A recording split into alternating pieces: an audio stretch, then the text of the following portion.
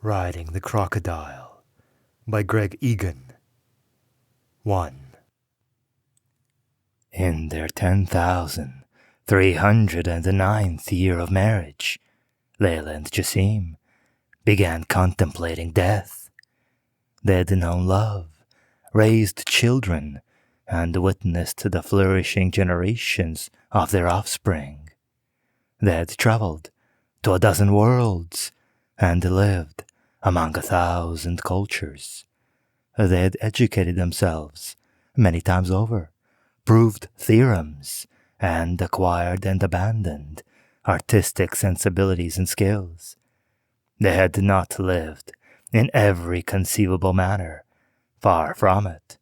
But what room would there be for the multitude if each individual tried to exhaust the permutations of existence? There were some experiences, they agreed, that everyone should try, and others that only a handful of people in all of time need bother with. They had no wish to give up their idiosyncrasies, no wish to uproot their personalities from the niches they had settled in long ago, let alone start cranking mechanically through some tedious enumeration of all the other people they might have been. They had been themselves, and for that they had done, more or less, enough. Before dying, though, they wanted to attempt something grand and audacious. It was not that their lives were incomplete, in need of some final flourish or affirmation.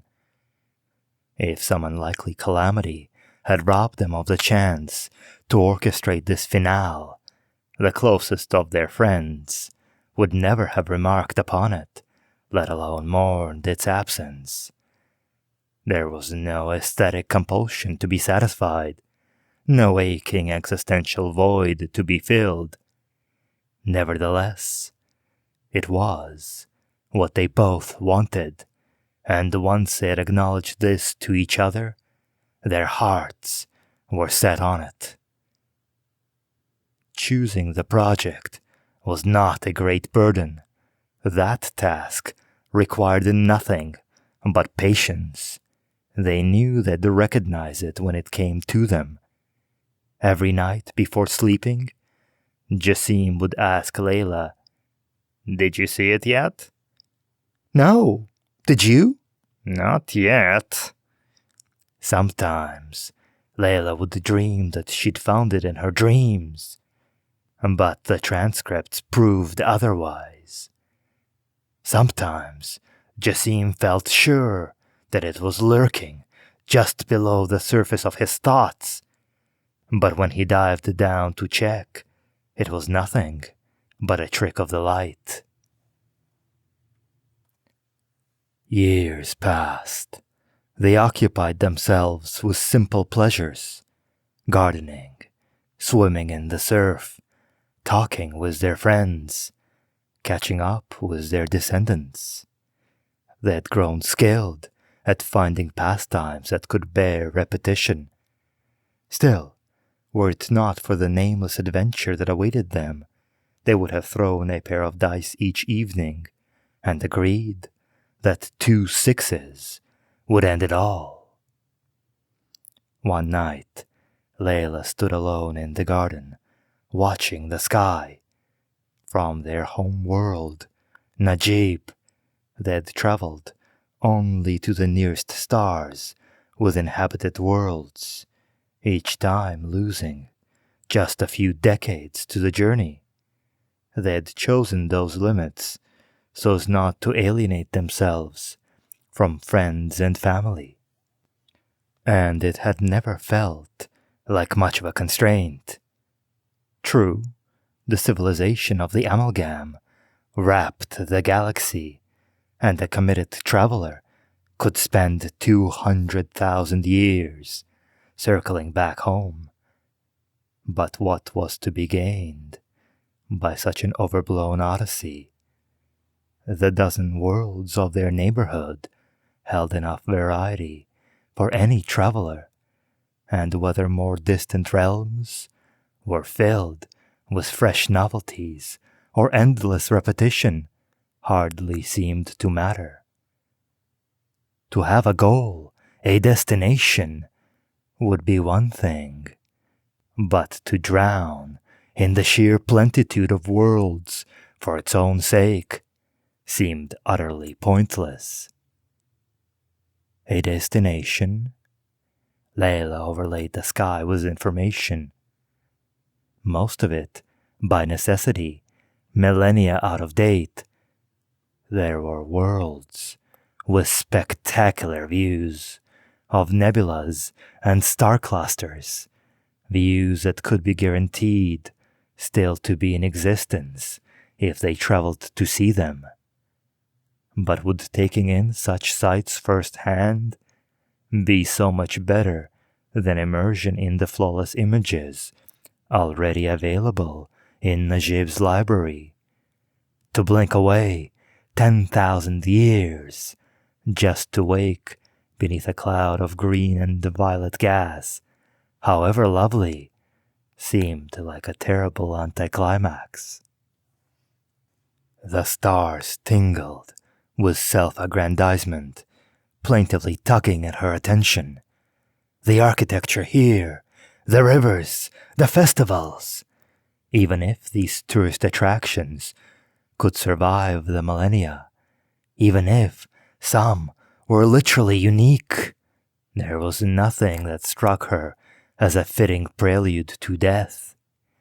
If she and Jasim had formed some whimsical attachment centuries before to a world on the other side of the galaxy, rumored to hold some great beauty or interest, and if they'd talked long enough about chasing it down when they had nothing better to do, then keeping that promise might have been worth it, even if the journey led them to a world in ruins.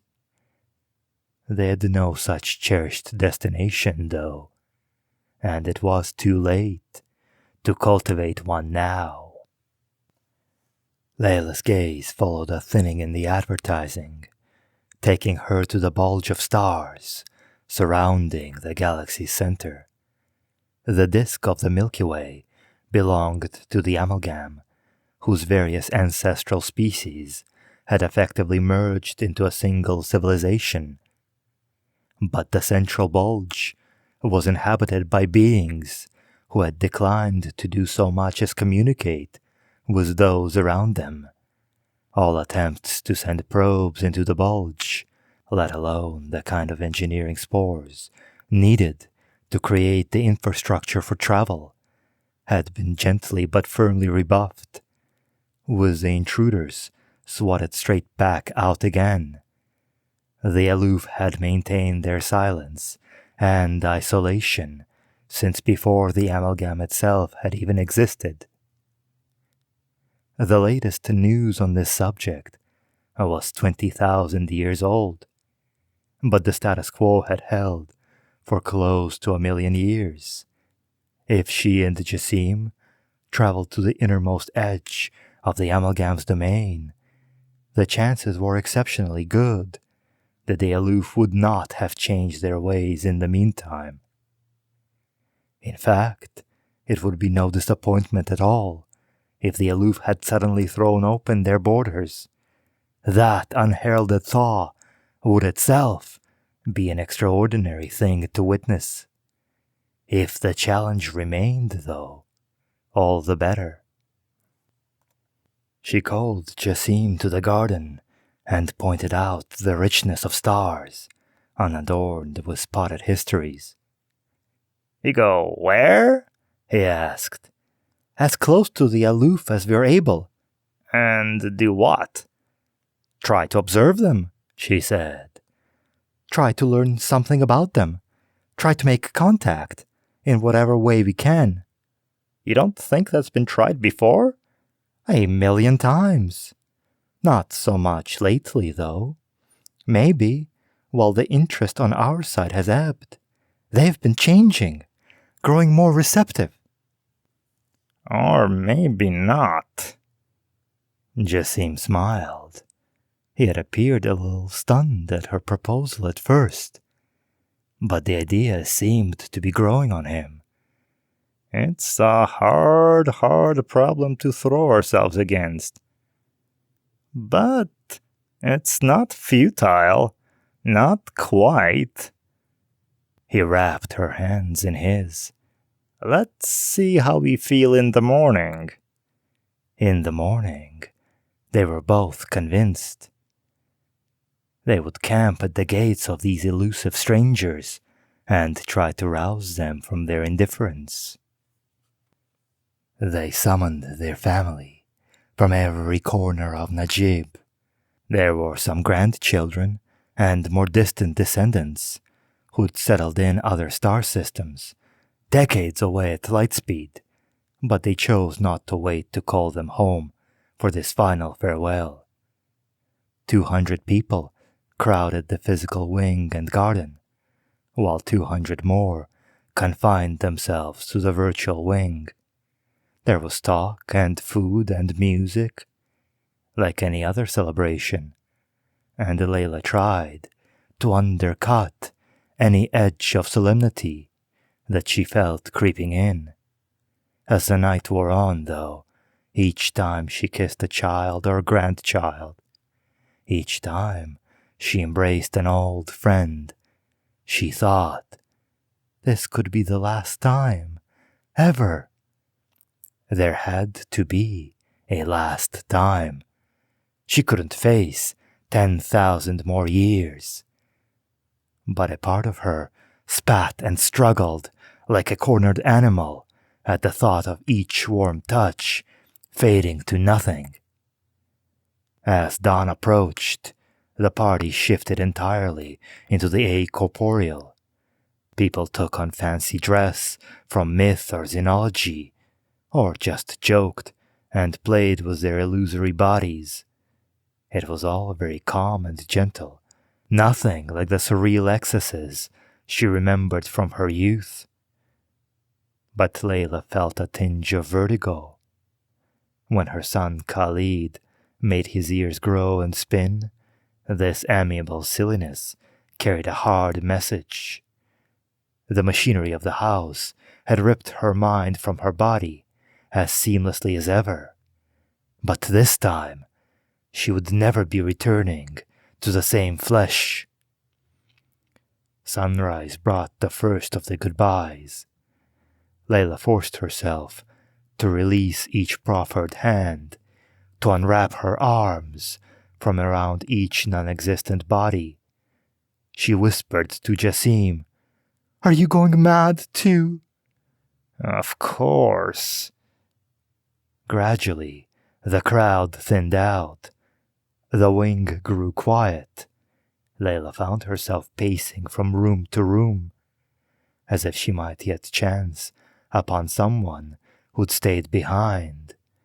Then she remembered urging the last of them to go, her children and friends tearfully retreating down the hall. She skirted inconsolable sadness, then lifted herself above it and went looking for Jasim. He was waiting for her outside their room. Are you ready to sleep? He asked her gently. She said, "For an eon." 2. Layla woke in the same bed as she'd laid down in. Jasim was still sleeping beside her.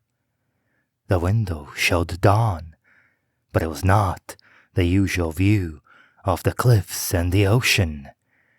Layla had the house brief her. After 20,000 years, traveling more or less at light speed, pausing only for a microsecond or two at various way stations, to be cleaned up and amplified. The package of information bearing the two of them had arrived safely at Nasdik B. Began. This world was not crowded, and it had been tweaked to render it compatible with a range of metabolic styles. The house had negotiated a site where they could live, embodied in comfort, if they wished. Jasim stirred and opened his eyes. Good morning. How are you feeling? Older. Really? Layla paused to consider this seriously. No, not even slightly. How about you? I'm fine. I'm just wondering what's out there. He raised himself up to peer through the window. The house had been instantiated on a wide, empty plain, covered with low stalks of green and yellow vegetation. They could eat these plants, and the house had already started a spice garden while they slept. He stretched his shoulders. Let's go and make breakfast. They went downstairs, stepping into freshly minted bodies, then out into the garden. The air was still, the sun already warm. The house had tools prepared to help them with the harvest. It was the nature of travel that they had come empty-handed, and they had no relatives here, no 15th cousins, no friends of friends. It was the nature of the amalgam that they were welcome nonetheless, and the machines that supervised this world on behalf of its inhabitants had done their best to provide for them. So, this is the afterlife, Jasim mused, scything the yellow stalks. Very rustic. Speak for yourself, Layla retorted. I'm not dead yet. She put down her own scythe and bent to pluck one of the plants out by its roots. The meal they made was filling, but bland. Layla resisted the urge to tweak her perceptions of it. She preferred to face the challenge of working out decent recipes, which would make a useful counterpoint to the more daunting task they'd come here to attempt. They spent the rest of the day just tramping about, exploring their immediate surroundings. The house had tapped into a nearby stream of water, and sunlight, stored, would provide all the power they needed. From some hills about an hour's walk away, they could see into a field with another building, but they decided to wait a little longer before introducing themselves to their neighbors. The air had a slightly odd smell due to the range of components needed to support other metabolic styles, but it wasn't too intrusive. The onset of night took them by surprise. Even before the sun had set, a smattering of stars began appearing in the east, and for a moment Layla thought that these white specks against the fading blue were some kind of exotic atmospheric phenomena, perhaps small clouds forming in the stratosphere as the temperature dropped. When it became clear what was happening, she beckoned to Jasim to sit beside her on the bank of the stream and watch the stars of the bulge come out. They had come at a time when Nazdik lay between its sun and the galactic center. At dusk, one half of the aloof's dazzling territory stretched from the eastern horizon to the zenith. With the stars' slow march westward against the darkening sky, only revealing more of their splendor. You think that was to die for? Jasim joked as they walked back to the house. We could end this now, if you're feeling unambitious. He squeezed her hand. If it takes 10,000 years, I'm ready. It was a mild night. They could have slept outdoors, but the spectacle was too distracting. They stayed downstairs in the physical wing. Layla watched the strange thicket of shadows cast by the furniture sliding across the walls. These neighbors never sleep, she thought. When we come knocking, they'll ask what took us so long. 3. Hundreds of observatories circled Nazdik, built, then abandoned, by others who'd come on the same quest.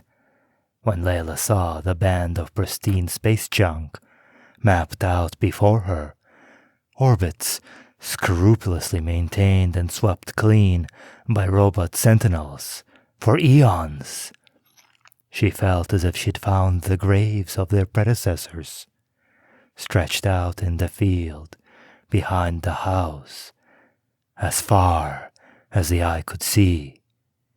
Nazdik was prepared to offer them the resources to loft another package of instruments into the vacuum if they wished, but many of the abandoned observatories were perfectly functional, and most had been left in a compliant state, willing to take instructions from anyone.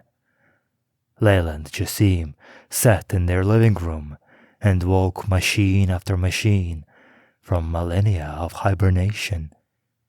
Some, it turned out, had not been sleeping at all, but had been carrying on systematic observations, accumulating data long after their owners had lost interest. In the crowded stellar precincts of the bulge, disruptive gravitational effects made planet formation rarer than it was in the disk, and orbits less stable. Nevertheless, planets had been found. A few thousand could be tracked from Nazdik, and one observatory had been monitoring their atmospheric spectra for the last 12 millennia. In all those worlds, for all those years, there were no signs of atmospheric composition departing from plausible, purely geochemical models. That meant no wildlife and no crude industries. It didn't prove that these worlds were uninhabited, but it suggested either that the aloof went to great lengths to avoid leaving chemical fingerprints, or they lived in an entirely different fashion to any of the civilizations that had formed the amalgam. Of the 11 forms of biochemistry that had been found scattered around the galactic disk, all had given rise eventually to hundreds of species with general intelligence. Of the multitude of civilizations that had emerged from these roots, all contained cultures that had granted themselves the flexibility of living as software, but they also all contained cultures that persisted with corporeal existence. Layla would never have willingly given up either mode herself, but while it was easy to imagine a subculture doing so, for a whole species, it seemed extraordinary. In a sense, the intertwined civilization of the amalgam owed its existence to the fact that there was as much cultural variation within every species as there was between one species and another. In that explosion of diversity, overlapping interests were inevitable. If the aloof were the exception, and their material culture had shrunk to nothing, but a few discrete processors, each with the energy needs of a gnat, scattered throughout a trillion cubic light years of dust and blazing stars. Then finding them would be impossible. Of course, that worst-case scenario couldn't quite be true. The sole reason the aloof were assumed to exist at all was the fact that some component of their material culture was tossing back every probe that was sent into the bulge. However discreet the machinery was, it certainly couldn't be sparse, given that it had managed to track, intercept, and reverse the trajectories of billions of individual probes that had been sent in along thousands of different routes. Relativistic constraints on the information flow implied that the aloof had some kind of presence at more or less every star at the edge of the bulge. Layla and Jasim had Nasdik brief them on the most recent attempts to enter the bulge. But even after 40,000 years, the basic facts hadn't changed. There was no crisply delineated barrier marking the aloof's territory, but at some point, within a border region about 50 light years wide, every single probe that was sent in ceased to function. The signals from those carrying in-flight beacons or transmitters went dead without warning.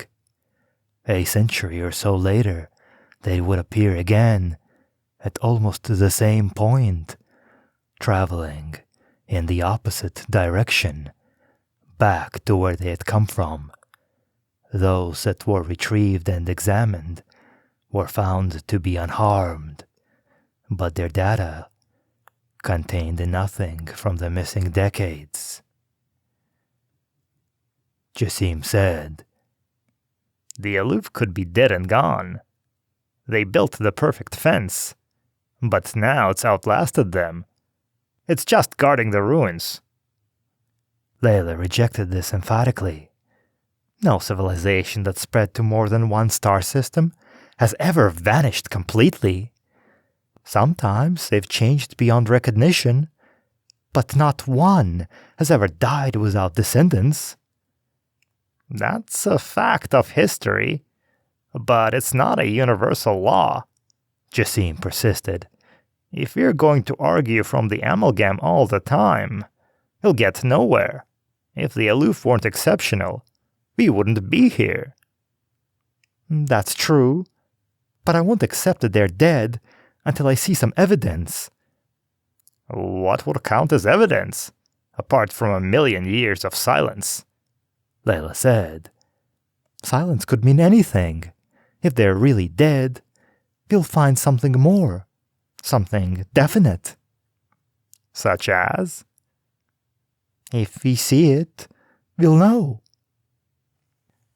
They began the project in earnest, reviewing data from ancient observatories, stopping only to gather food, eat, and sleep. They had resisted making detailed plans back on Najib, reasoning that any approach they mapped out in advance was likely to be rendered obsolete once they learned about the latest investigations. Now that they'd arrived and found the state of play utterly unchanged, Layla wished that they'd come armed with some clear options for dealing with the one situation they could have prepared for before they left. In fact, though they might have felt like out-of-touch amateurs back on Najib, now that the aloof had become their entire raison d'etre, it was far harder to relax and indulge in the kind of speculation that might actually bear fruit, given that every systematic approach had failed. Having come 20,000 light years for this, They couldn't spend their time daydreaming, turning the problem over in the backs of their minds while they surrendered to the rhythms of Nasdik's rural ideal. So they studied everything that had been tried before, searching methodically for a new approach, hoping to see old ideas with fresh eyes, hoping that, by chance, if for no other reason, they might lack some crucial blind spot that had afflicted all of their predecessors.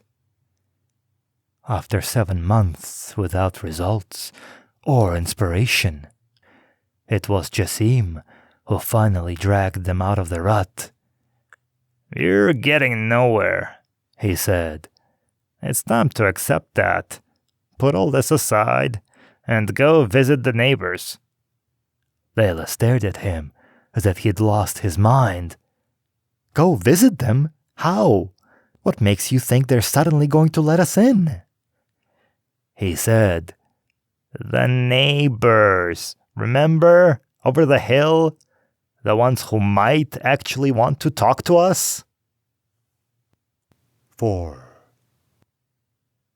Their neighbors had published a preface stating that they welcomed social contact, in principle, but might take a while to respond. Jasim sent them an invitation, asking if they'd like to join them in their house, and waited. After just 3 days, a reply came back. The neighbors did not want to put them to the trouble of altering their own house physically, and preferred not to become acorporeal at present, given the less stringent requirements of Layla and Jasim's own species when embodied. Might they wish to come instead to the neighbor's house? Layla said, "Why not?"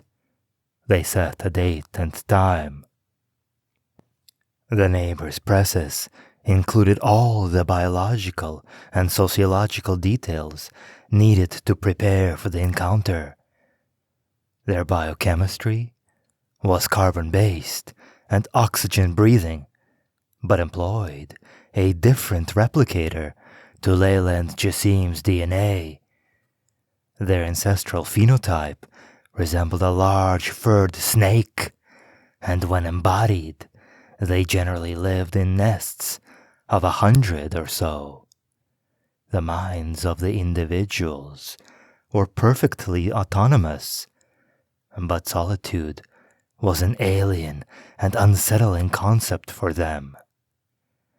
Layla and Jasim set out late in the morning in order to arrive early in the afternoon.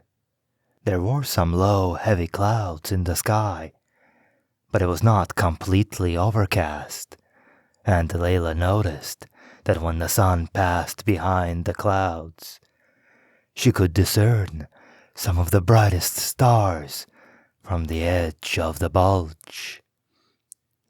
Jasim admonished her sternly. "Stop looking. This is our day off."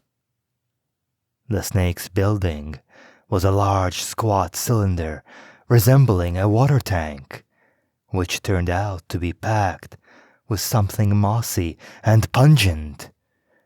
When they arrived at the entrance, 3 of their hosts were waiting to greet them, coiled on the ground near the mouth of a large tunnel emerging from the moss. Their bodies were almost as wide as their guests, and some 8 or 10 meters long. Their heads bore 2 front-facing eyes, but their other organs were not prominent. Layla could make out their mouths, and knew from the briefing how many rows of teeth lay behind each. But the wide pink gashes stayed closed, almost lost in the gray fur. The snakes communicated with low-frequency thumping, and their system of nomenclature was complex, so Layla just mentally tagged the three of them with randomly chosen, slightly exotic names: Tim, John, and Sarah, and tweaked her translator so she'd recognize intuitively who was addressing her, and the significance of their gestures. "Welcome to our home," said Tim enthusiastically. Thank you for inviting us, Jasim replied. "We've had no visitors for quite some time," explained Sarah. "So we really are delighted to meet you." "How long has it been?" asked Layla. 20 years, said Sarah. "But we came here for the quiet life," John added. "So we expected it would be a while." Layla pondered the idea of a clan of 100 ever finding a quiet life. But then, perhaps unwelcome intrusions from outsiders were of a different nature to family dramas. "Will you come into the nest?" Tim asked. "If you don't wish to enter, we won't take offense. But everyone would like to see you, and some of us aren't comfortable coming out into the open." Layla glanced at Jasim. He said privately, "We can push our vision to IR and tweak ourselves to tolerate the smell." Layla agreed. "Okay," Jasim told Tim. Tim slithered into the tunnel and vanished in a quick, elegant motion. Then John motioned with his head for the guests to follow. Layla went first, propelling herself up the gentle slope with her knees and elbows. The plant the snakes cultivated for the nest formed a cool, dry, resilient surface. She could see Tim 10 meters or so ahead, like a giant glowworm shining with body heat, slowing down now to let her catch up. She glanced back at Jasim, who seemed even weirder than the snakes now, his face and arms blotched with strange bands of radiance from the exertion.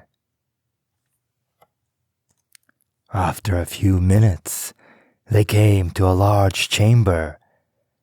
The air was humid, but after the confines of the tunnel, it felt cool and fresh.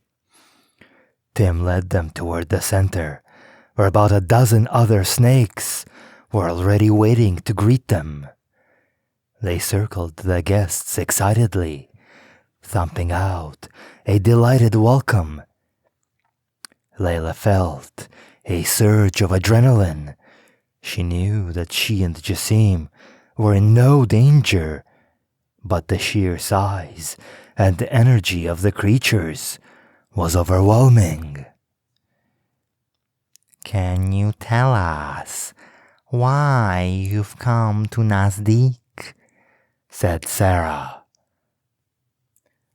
Of course. For a second or two, Layla tried to maintain eye contact with her.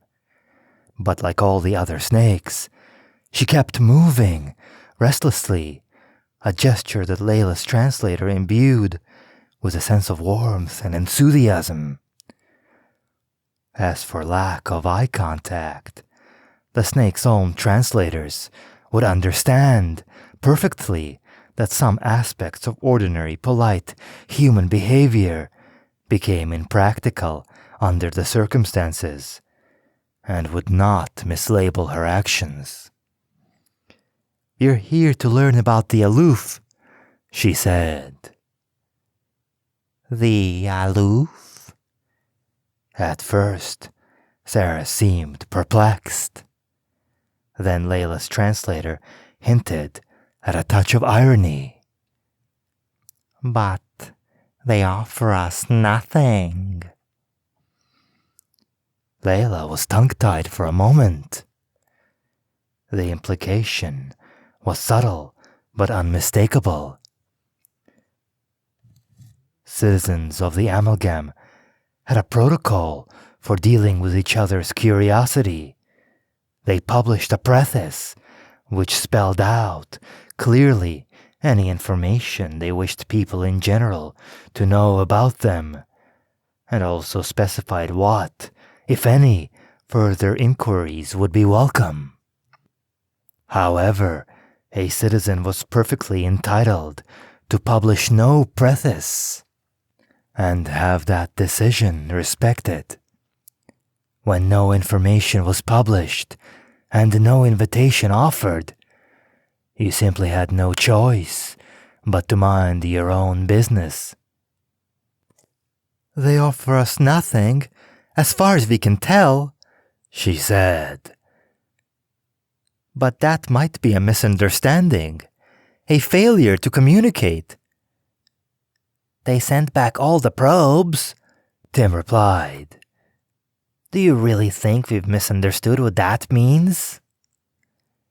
Jasim said, It means they don't want us physically intruding on their territory, putting our machines right next to their homes. But I'm not convinced that it proves that they have no desire to communicate whatsoever. We should leave them in peace, Tim insisted. They've seen the probes, so they know we're here. If they want to make contact, they'll do it in their own time. Leave them in peace, echoed the other snakes.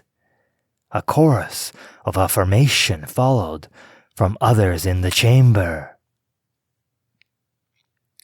Layla stood her ground. They have no idea how many different species and cultures might be living in the bulge.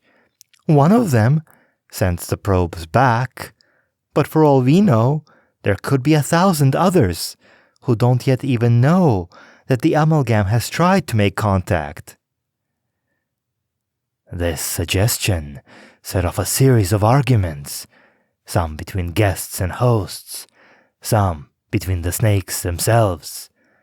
All the while, the snakes kept circling excitedly, while new ones entered the chamber to witness the novel sight of these strangers. When the clamor about the aloof had quieted down enough for her to change the subject, Layla asked Sarah, Why have you come to Nasdik yourself? It's out of the way, off the main routes. We can think things over here, undisturbed. But you could have the same amount of privacy anywhere. It's all a matter of what you put in your presses.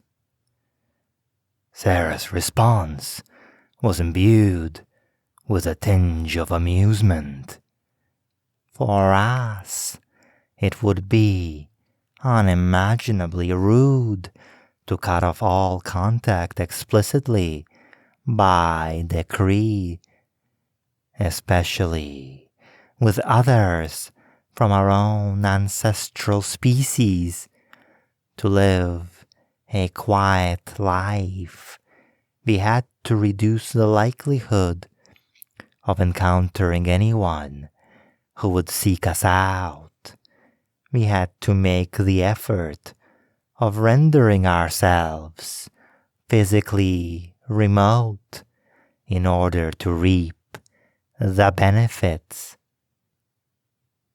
Yet you've made Jasim and myself very welcome.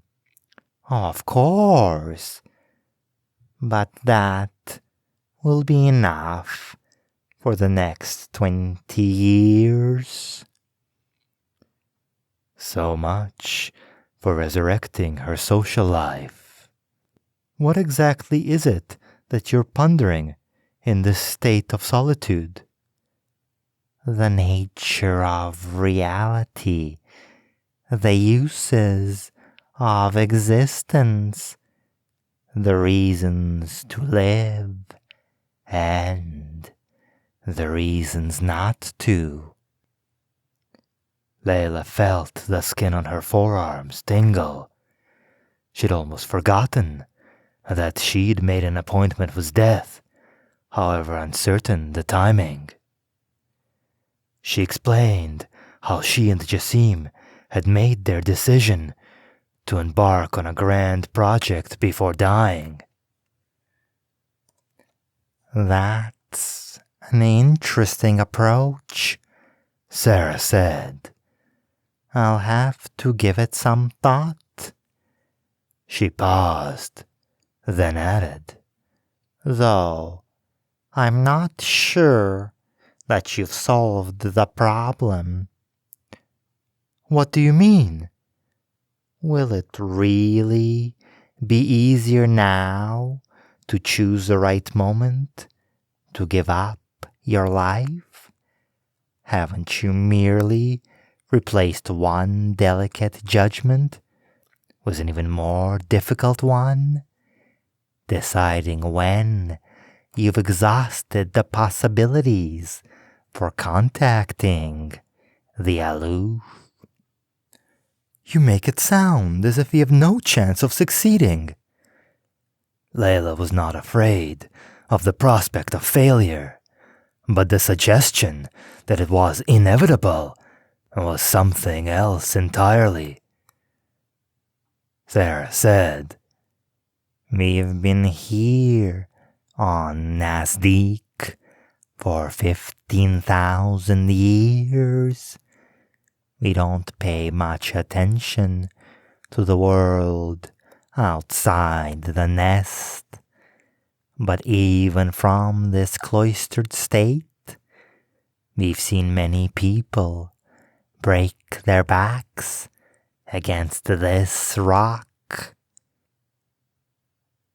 "So, when will you accept that your project is finished?" Layla countered.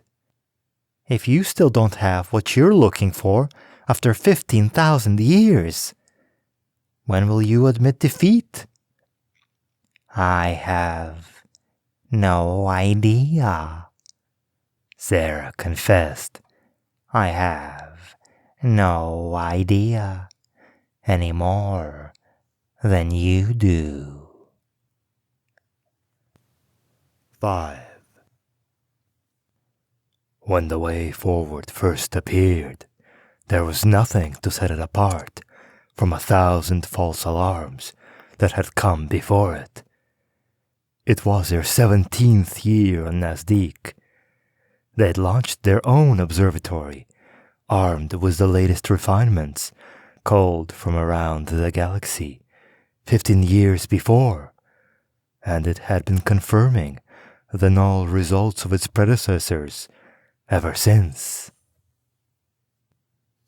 They had settled into an unhurried routine, systematically exploring the possibilities that observation hadn't yet ruled out.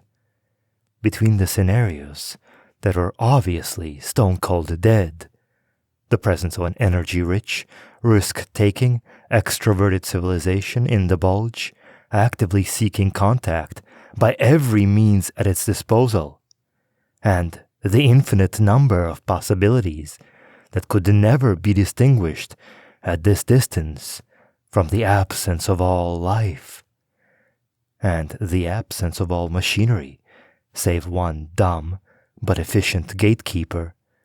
Tantalizing clues would bubble up out of the data now and then, only to fade into statistical insignificance in the face of continued scrutiny.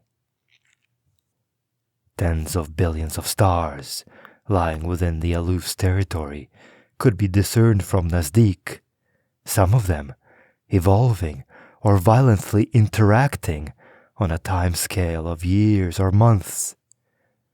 Black holes were flaying and swallowing their companions. Neutron stars and white dwarfs were stealing fresh fuel and flaring into novas. Star clusters were colliding and tearing each other apart. If you gathered data on this whole menagerie for long enough, you could expect to see almost anything. Layla would not have been surprised to wander into the garden at night and find a great welcome sign spelled out in the sky, before the fortuitous pattern of novas faded and the message dissolved into randomness again. When their gamma-ray telescope caught a glimmer of something odd, the nuclei of a certain isotope of fluorine decaying from an excited state, when there was no nearby source of the kind of radiation that could have put the nuclei into that state in the first place. It might have been just another random, unexplained fact to add to a vast pile. When the same glimmer was seen again, not far away, Layla reasoned that if a gas cloud enriched with fluorine could be affected at one location by an unseen radiation source, it should not be surprising if the same thing happened elsewhere in the same cloud. It happened again. The three events lined up in space and time in a manner suggesting a short pulse of gamma rays in the form of a tightly focused beam striking three separate points in the gas cloud. Still, in the mountains of data they had acquired from their predecessors, coincidences far more compelling had occurred hundreds of thousands of times. With the fourth flash, the balance of numbers began to tip. The secondary gamma rays reaching Nazdik gave only a weak and distorted impression of the original radiation, but all four flashes were consistent with a single narrow beam. There were thousands of known gamma ray sources in the bulge, but the frequency of the radiation and the direction of the beam and the time profile of the pulse did not fit with any of them. The archives revealed a few dozen occasions when the same kind of emissions had been seen from fluorine nuclei under similar conditions. There had never been more than 3 connected events before, but one sequence had occurred along a path not far from the present one. Layla sat by the stream and modeled the possibilities. If the beam was linking 2 objects in powered flight, prediction was impossible. If receiver and transmitter were mostly in freefall though, and only made corrections occasionally, the past and present data combined gave her a plausible forecast for the beam's future orientation. Jasim looked into her simulation, a thought bubble of stars and equations hovering above the water. The whole path will lie out of bounds, he said. No kidding. The aloof's territory was more or less spherical, which made it a convex set. You couldn't get between any 2 points that lay inside it without entering the territory itself. But look how much the beam spreads out. From the fluorine data, I'd say it could be tens of kilometers wide by the time it reaches the receiver. So they might not catch it all? They might let some of the beam escape into the disk? He sounded unpersuaded. Layla said, "Look, if they really were doing everything possible to hide this, we would never have seen these blips in the first place." Gas clouds with this much fluorine are extremely rare. They obviously picked a frequency that wouldn't be scattered under ordinary circumstances. Yes, but that's just a matter of getting the signal through the local environment. We choose frequencies ourselves that won't interact with any substance that's likely to be present along the route. But no choice is perfect, and we just live with that. It seems to me that they've done the same thing. If they were fanatical purists, they'd communicate by completely different methods. All right. Jasim reached into the model. So, where can we go that's in the line of sight? The short answer was nowhere. If the beam was not blocked completely by its intended target, it would spread out considerably as it made its way through the galactic disk. But it would not grow so wide that it would sweep across a single point where the amalgam had any kind of outpost. Layla said, "This is too good to miss. We need to get a decent observatory into its path." Jasim agreed. And we need to do it before those nodes decide they've drifted too close to something dangerous and switch on their engines for a course correction. They crunched through the possibilities. Wherever the amalgam had an established presence, the infrastructure already on the ground could convert the data into any kind of material object. Transmitting yourself to such a place, along with whatever you needed, was simplicity itself. Light speed was the only real constraint. Excessive demands on the local resources might be denied, but modest requests were rarely rejected. Far more difficult was building something new at a site with raw materials, but no existing receiver. In that case, instead of pure data, you needed to send an engineering spore of some kind. If you were in a hurry, not only did you need to spend energy boosting the spore to relativistic velocities, a cost that snowballed due to the mass of protective shielding, you then had to waste much of the time you gained on a lengthy braking phase, or the spore would hit its target with enough energy to turn it into plasma. Interactions with the interstellar medium could be used to slow down the spore, avoiding the need to carry yet more mass to act as propellant for braking. But the whole business was disgustingly inefficient. Harder still was getting anything substantial to a given point in the vast empty space between the stars. With no raw materials to hand at the destination, everything had to be moved from somewhere else.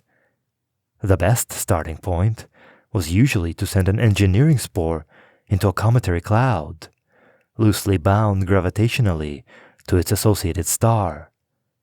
But not every such cloud was open to plunder, and everything took time and obscene amounts of energy. To arrange for an observatory to be delivered to the most accessible point along the beam's line of sight, traveling at the correct velocity, would take about 15,000 years, all told. That assumed that the local cultures who owned the nearest facilities and who had a right to veto the use of the raw materials acceded immediately to their request. How long between course corrections? Layla wondered. If the builders of this hypothetical network were efficient, the nodes could drift for a while in interstellar space without any problems. But in the bulge, everything happened faster than in the disk, and the need to counter gravitational effects would come much sooner. There was no way to make a firm prediction, but they could easily have as little as 8 or 10,000 years. Layla struggled to reconcile herself to the reality. We'll try at this location, and if we're lucky, we might still catch something. If not, we'll try again after the beam shifts. Sending the first observatory chasing after the beam would be futile. Even with the present freefall motion of the nodes, the observation point would be moving at a substantial fraction of light speed relative to the local stars. Magnified by the enormous distances involved, a small change in direction down in the bulge could see the beam lurch thousands of light years sideways by the time it reached the disk. Jasim said, "Wait." He magnified the region around the projected path of the beam. What are you looking for? He asked the map. Are there two outposts of the amalgam lying on a straight line that intersects the beam? The map replied in a tone of mild incredulity. No. That was too much to hope for. Are there three lying on a plane that intersects the beam? The map said, There are about 10 to the 18 triples that meet the condition. Layla suddenly realized what he had in mind. She laughed and squeezed his arm. You're completely insane, Jasim said. Let me get the numbers right first, then you can mock me. He rephrased his question to the map. For how many of those triples would the beam pass between them, intersecting the triangle whose vertices they lie on? About 10 to the 6. How close to us is the closest point of intersection of the beam with any of those triangles, if the distance in each case is measured via the worst of the three outposts, the one that makes a total path longest? 7,426 light years, Layla said. Collision braking? With 3 components? Do you have a better idea? Better than twice as fast as the fastest conventional method? Nothing comes to mind. Let me think about it. Braking against the flimsy interstellar medium was a slow process. If you wanted to deliver a payload rapidly to a point that, fortuitously, lay somewhere on a straight line between 2 existing outposts, you could fire 2 separate packages from the 2 locations and let them collide when they met, or rather, let them break against each other magnetically. If you arranged for the packages to have equal and opposite momenta, they would come to a halt without any need to throw away reaction mass or clutch at passing molecules, and some of their kinetic energy could be recovered as electricity and stored for later use. The aim and the timing had to be perfect. Relativistic packages did not make course corrections in flight, and the data available at each launch site about the other's precise location was always a potentially imperfect prediction, not a rock-solid statement of fact. Even with the amalgam's prodigious astronomic and computing resources, achieving millimeter alignments at 1,000 light-years distances could not be guaranteed. Now Jasim wanted to make 3 of these bullets meet, perform an elaborate electromagnetic dance, and end up with just the right velocity needed to keep tracking the moving target of the beam. In the evening, back in the house, they sat together, working through simulations. It was easy to find designs that would work if everything went perfectly, but they kept hunting for the most robust variation, the one that was most tolerant of small misalignments. With standard 2-body collision braking, the usual solution was to have the first package, shaped like a cylinder, pass right through the hull of the second package. As it emerged from the other side, and the two moved apart again, magnetic fields were switched from repulsive to attractive. Several bounces followed, and in the process, as much of the kinetic energy as possible was gradually converted into superconducting currents for storage, while the rest was dissipated as electromagnetic radiation. Having 3 objects meeting at an angle would not only make the timing and positioning more critical, it would destroy the simple axial symmetry and introduce a greater risk of instability. It was dawn before they settled on the optimal design, which effectively split the problem in 2.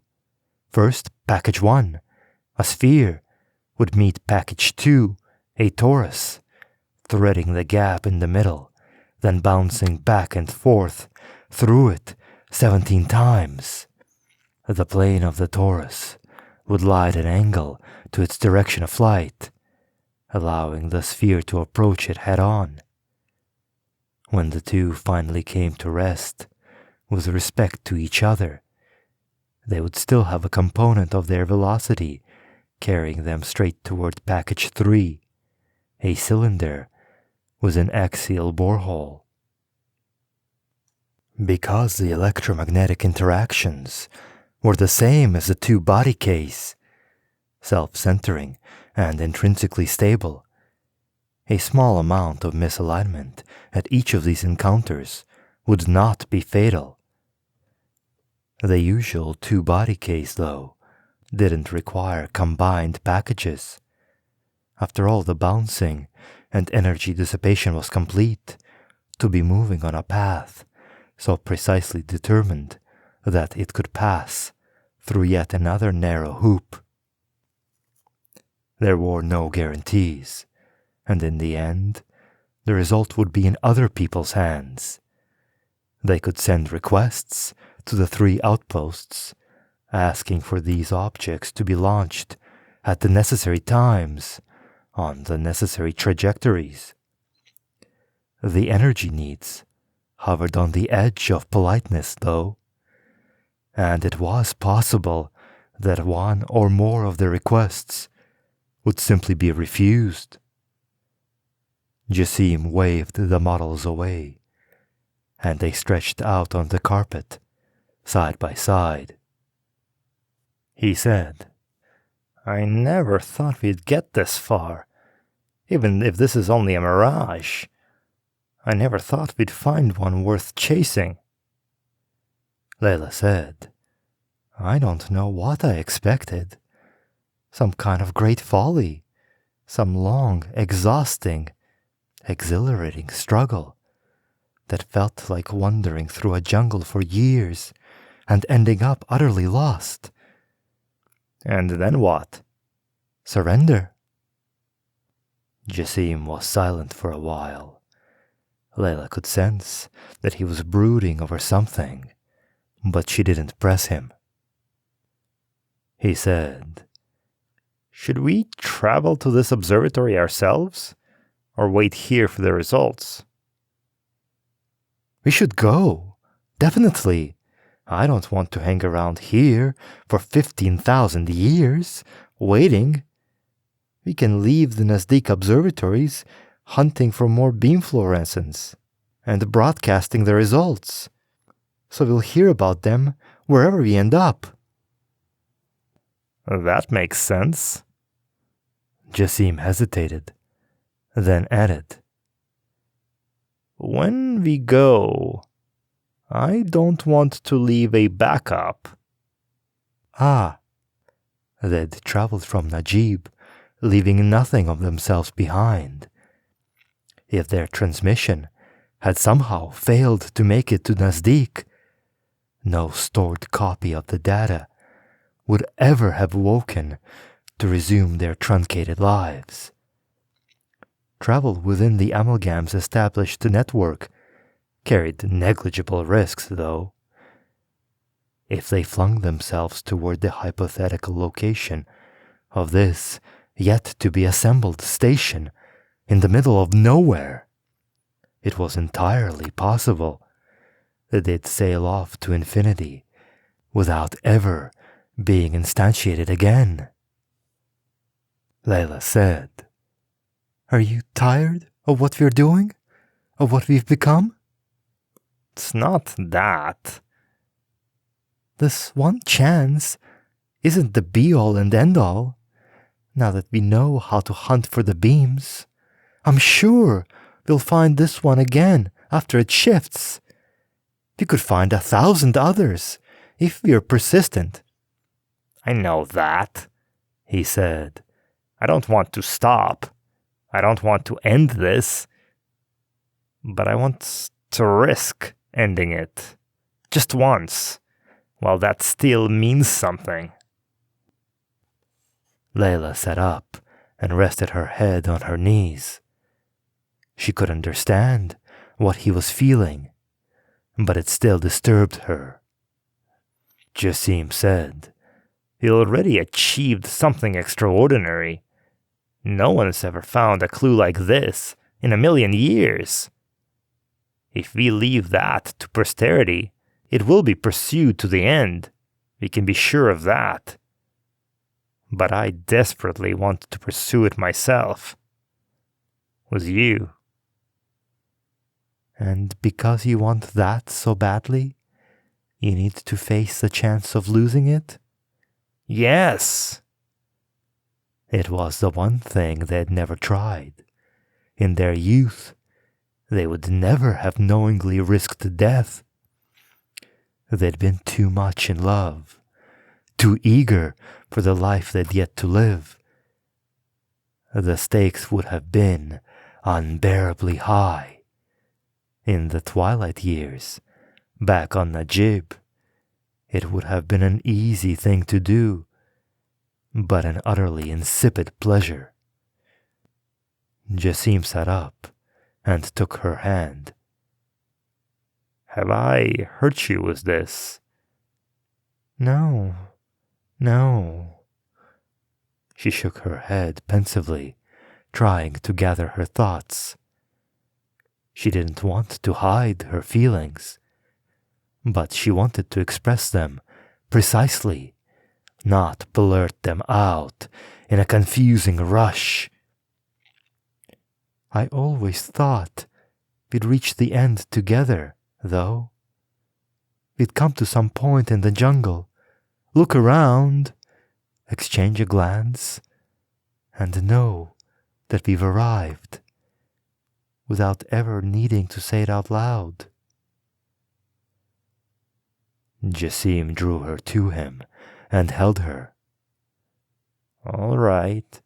I'm sorry. Forget everything I said. Layla pushed him away, annoyed.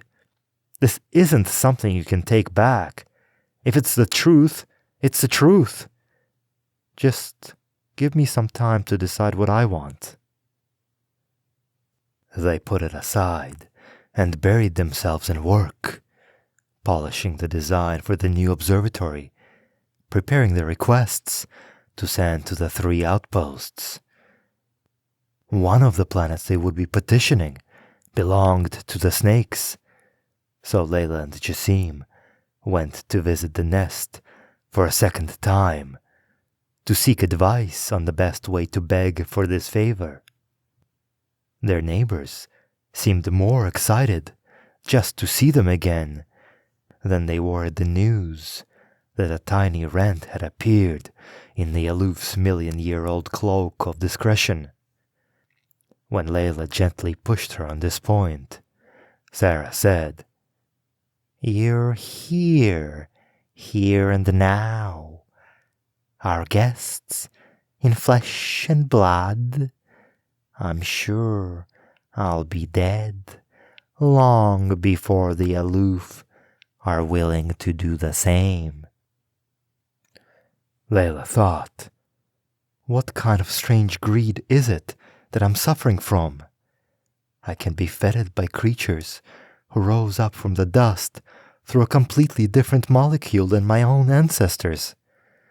I can sit among them and discuss the philosophy of life and death.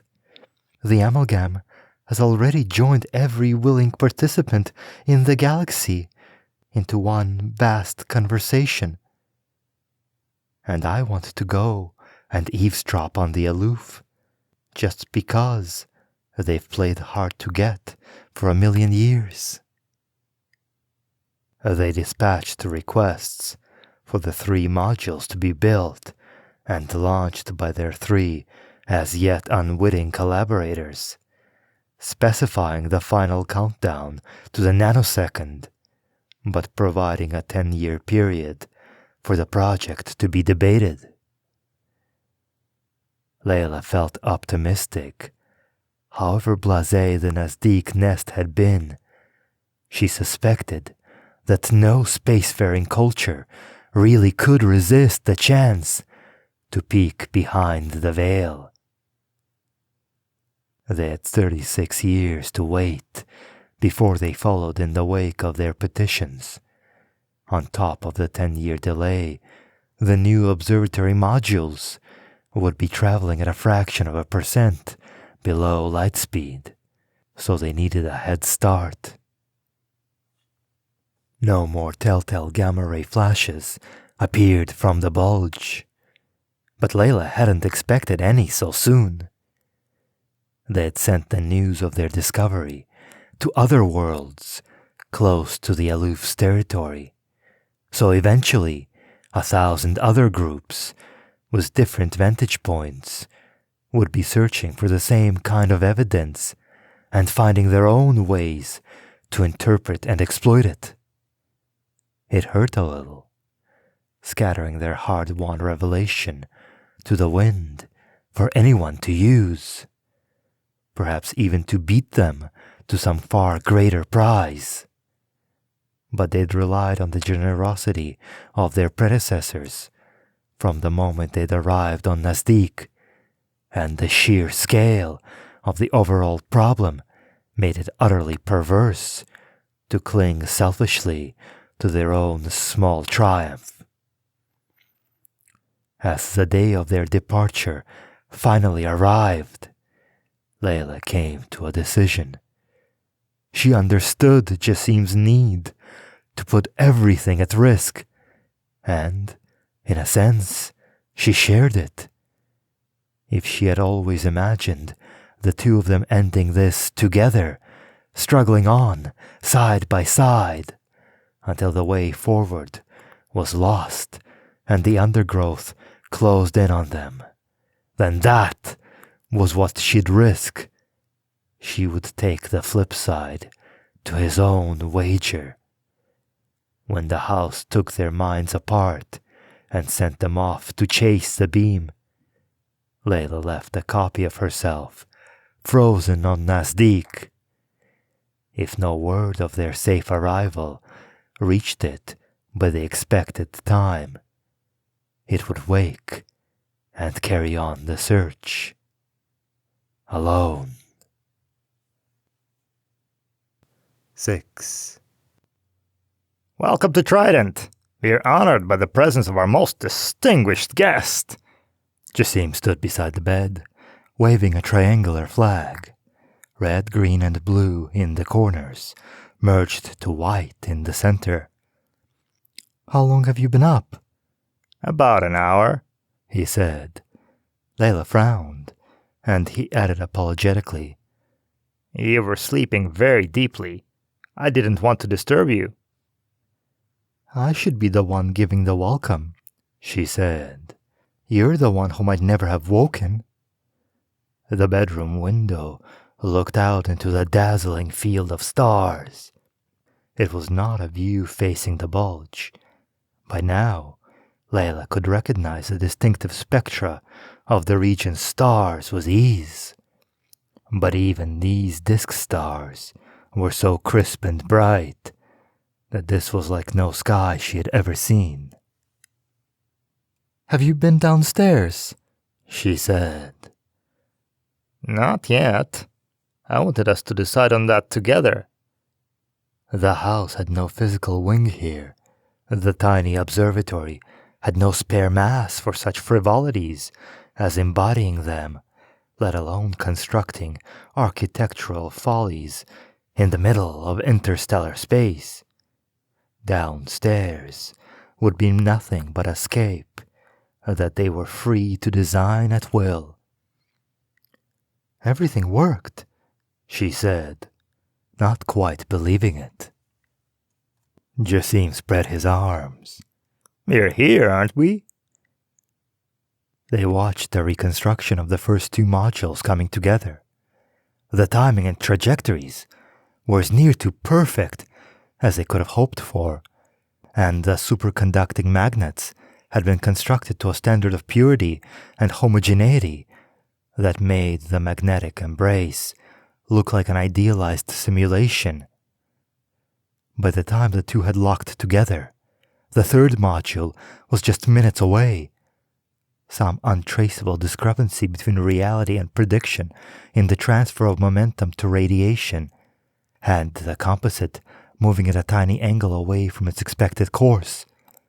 But when it met the third module, the magnetic fields still meshed in a stable configuration, and there was energy to spare to nudge the final assembly precisely into step with the predicted swinging of the aloof's beam. The amalgam had lived up to its promise.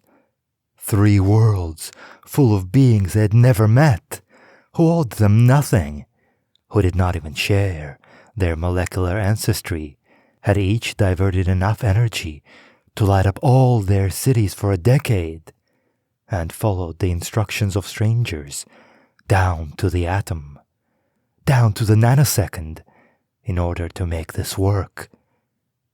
What happened now was entirely in the hands of the aloof. Trident had been functioning for about a month before its designers had arrived to take up occupancy. So far, it had not yet observed any gamma-ray signals spilling out of the bulge. The particular pulse that Layla and Jasim had seen, triggering fluorescence, would be long gone, of course, but the usefulness of their present location was predicated on 3 assumptions. The aloof would use the same route for many other bursts of data. Some of the radiation carrying that data would slip past the intended receiver, and the 2 nodes of the network would have continued in freefall long enough for the split data to be arriving here still, along the same predictable path. Without those 3 extra components delivered by their least reliable partners, Trident would be worthless. Downstairs, Layla said. Maybe a kind of porch with glass walls? Sounds fine to me. She conjured up a plan of the house and sketched some ideas. Then they went down to try them out at full scale.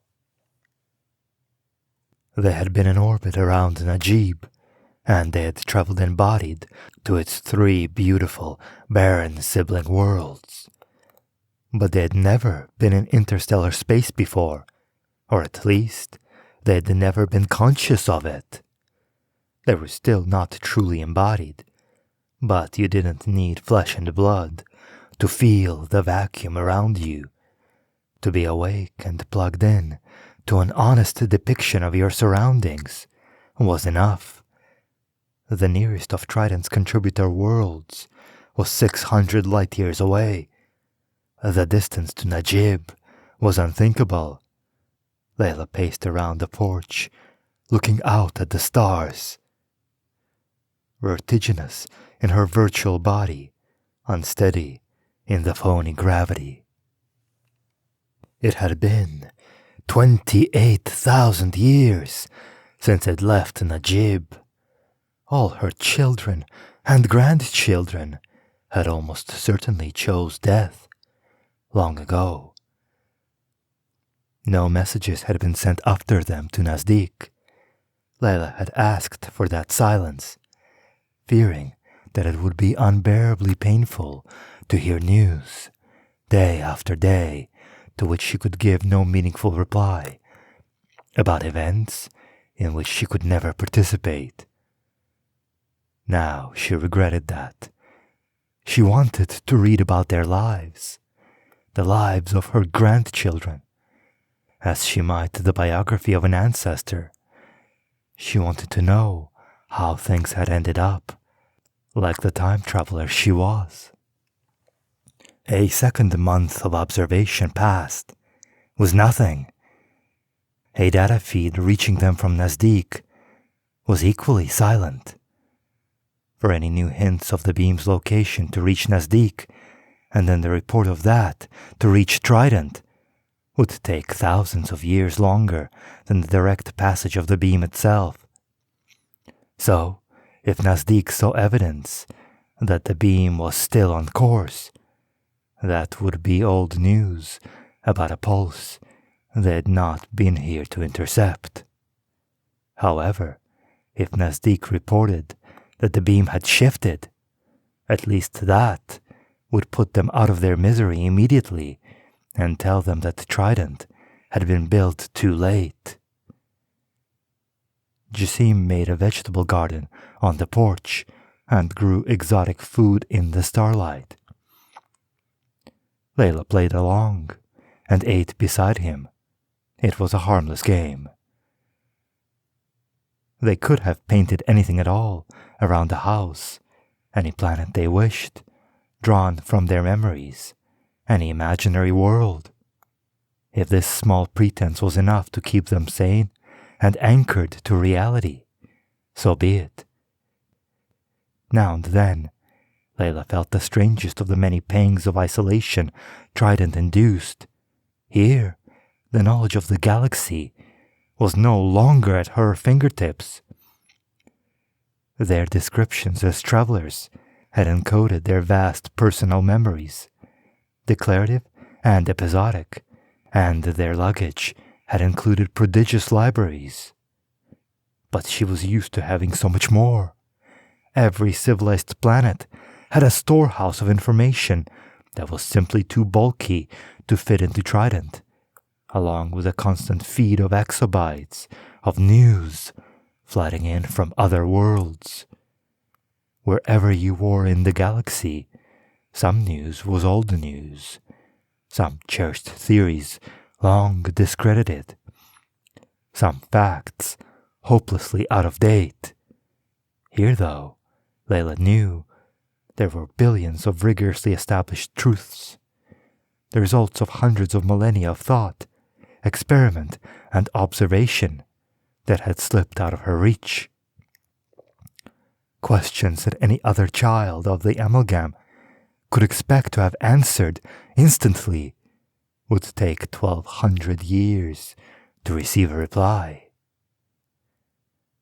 No such questions actually came to her mind, but there were still moments when the mere fact of it was enough to make her feel unbearably rootless, cut adrift not only from her past and her people, but from civilization itself.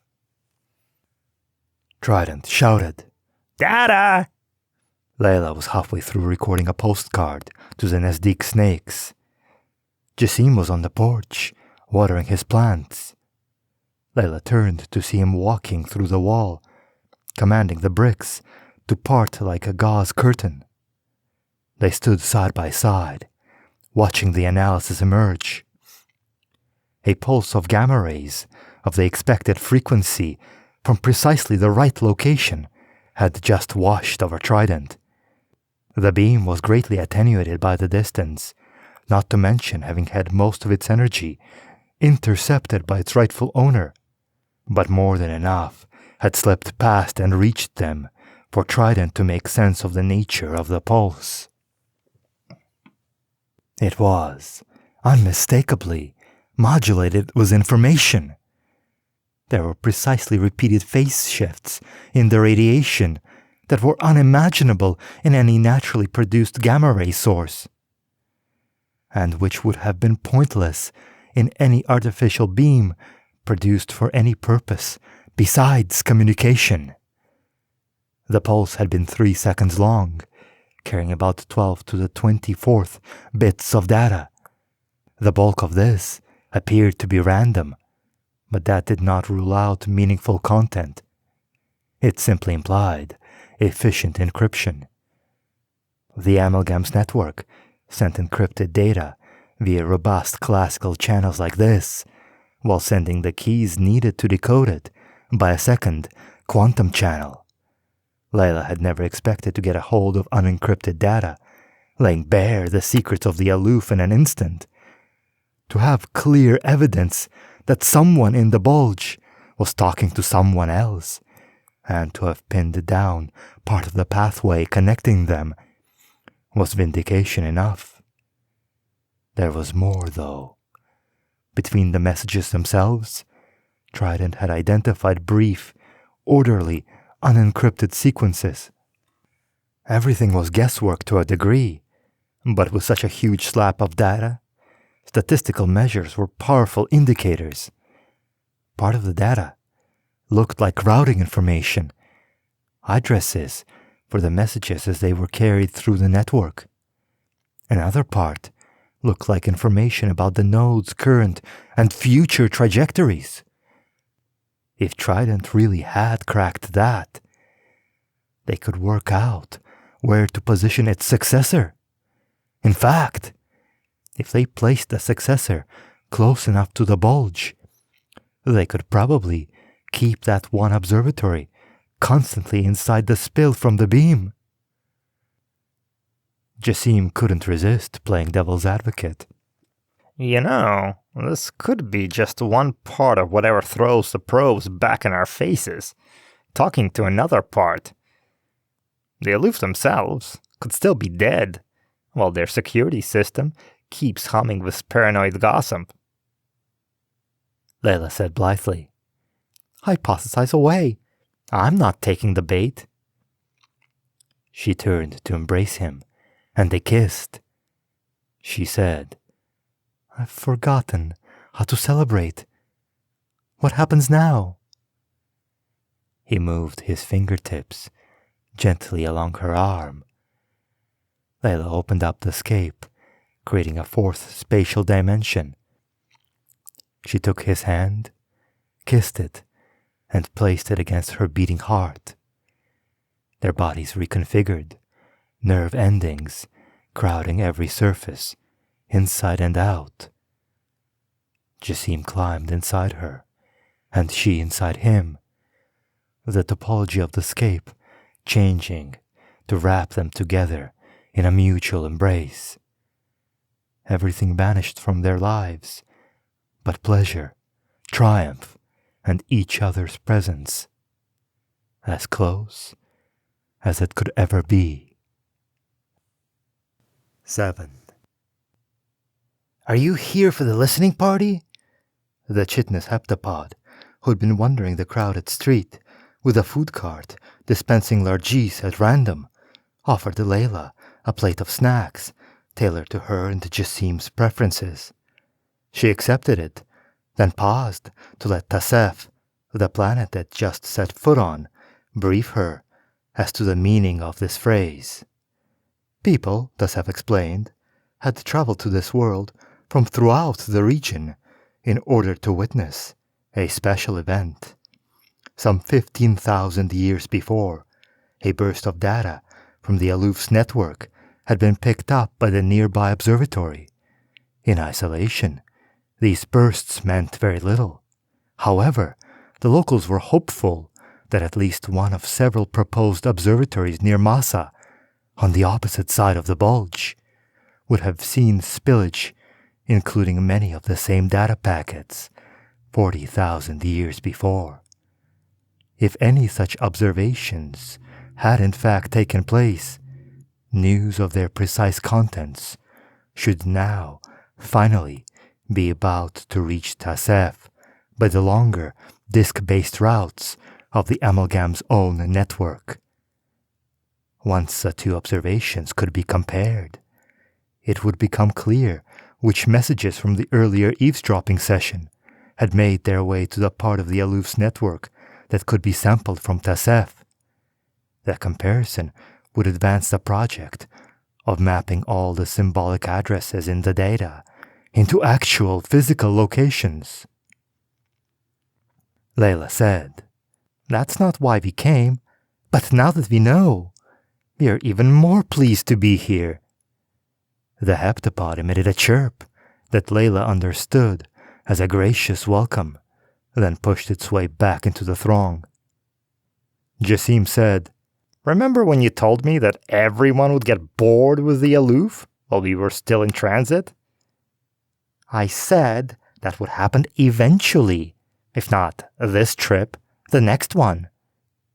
Yes, but you said it 5 journeys ago. Layla scowled, preparing to correct him, but then she checked, and he was right. They hadn't expected Tasef to be so crowded when they'd chosen it as their destination some 10,000 years before. The planet had given them a small room in this city, aloof, and imposed a 1,000-year limit on their presence if they wished to remain embodied without adopting local citizenship. More than 1 billion visitors had arrived over the last 50 years, anticipating the news of the observations from Massa, but unable to predict the precise time it would reach Tasef because the details of the observatory's trajectories had still been in transit. She confessed, "I never thought 1 billion people would arrange their travel plans around this jigsaw puzzle." "Travel plans?" Jasim laughed. "We chose to have our own deaths revolve around the very same thing." "Yes, but we're just weird." Jasim gestured at the crowded street. "I don't think we can compete on that score." They wandered through the city, drinking in the decades-long carnival atmosphere. There were people of every phenotype Layla had encountered before, and more.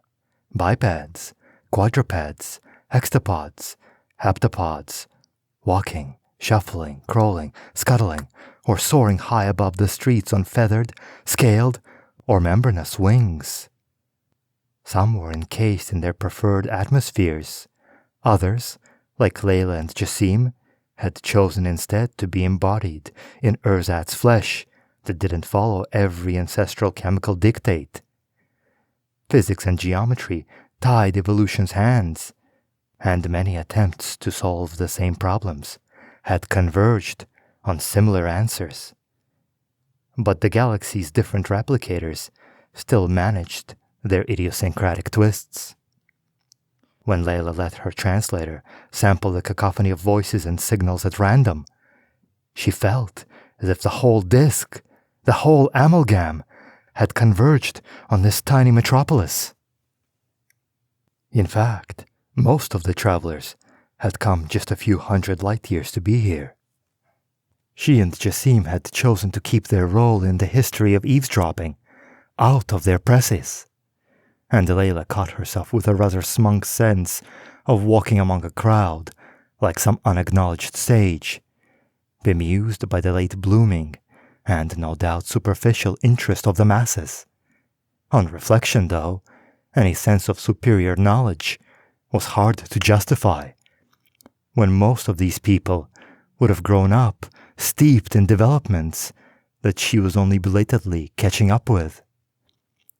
A new generation of observatories had been designed while she and Jasim were in transit, based on strong bullets, specially designed femto machines, clusters of protons and neutrons, stable only for trillionths of a second, launched at ultra-relativistic speeds so great that time dilation enabled them to survive long enough to collide with other components and merge into tiny short-lived gamma-ray observatories.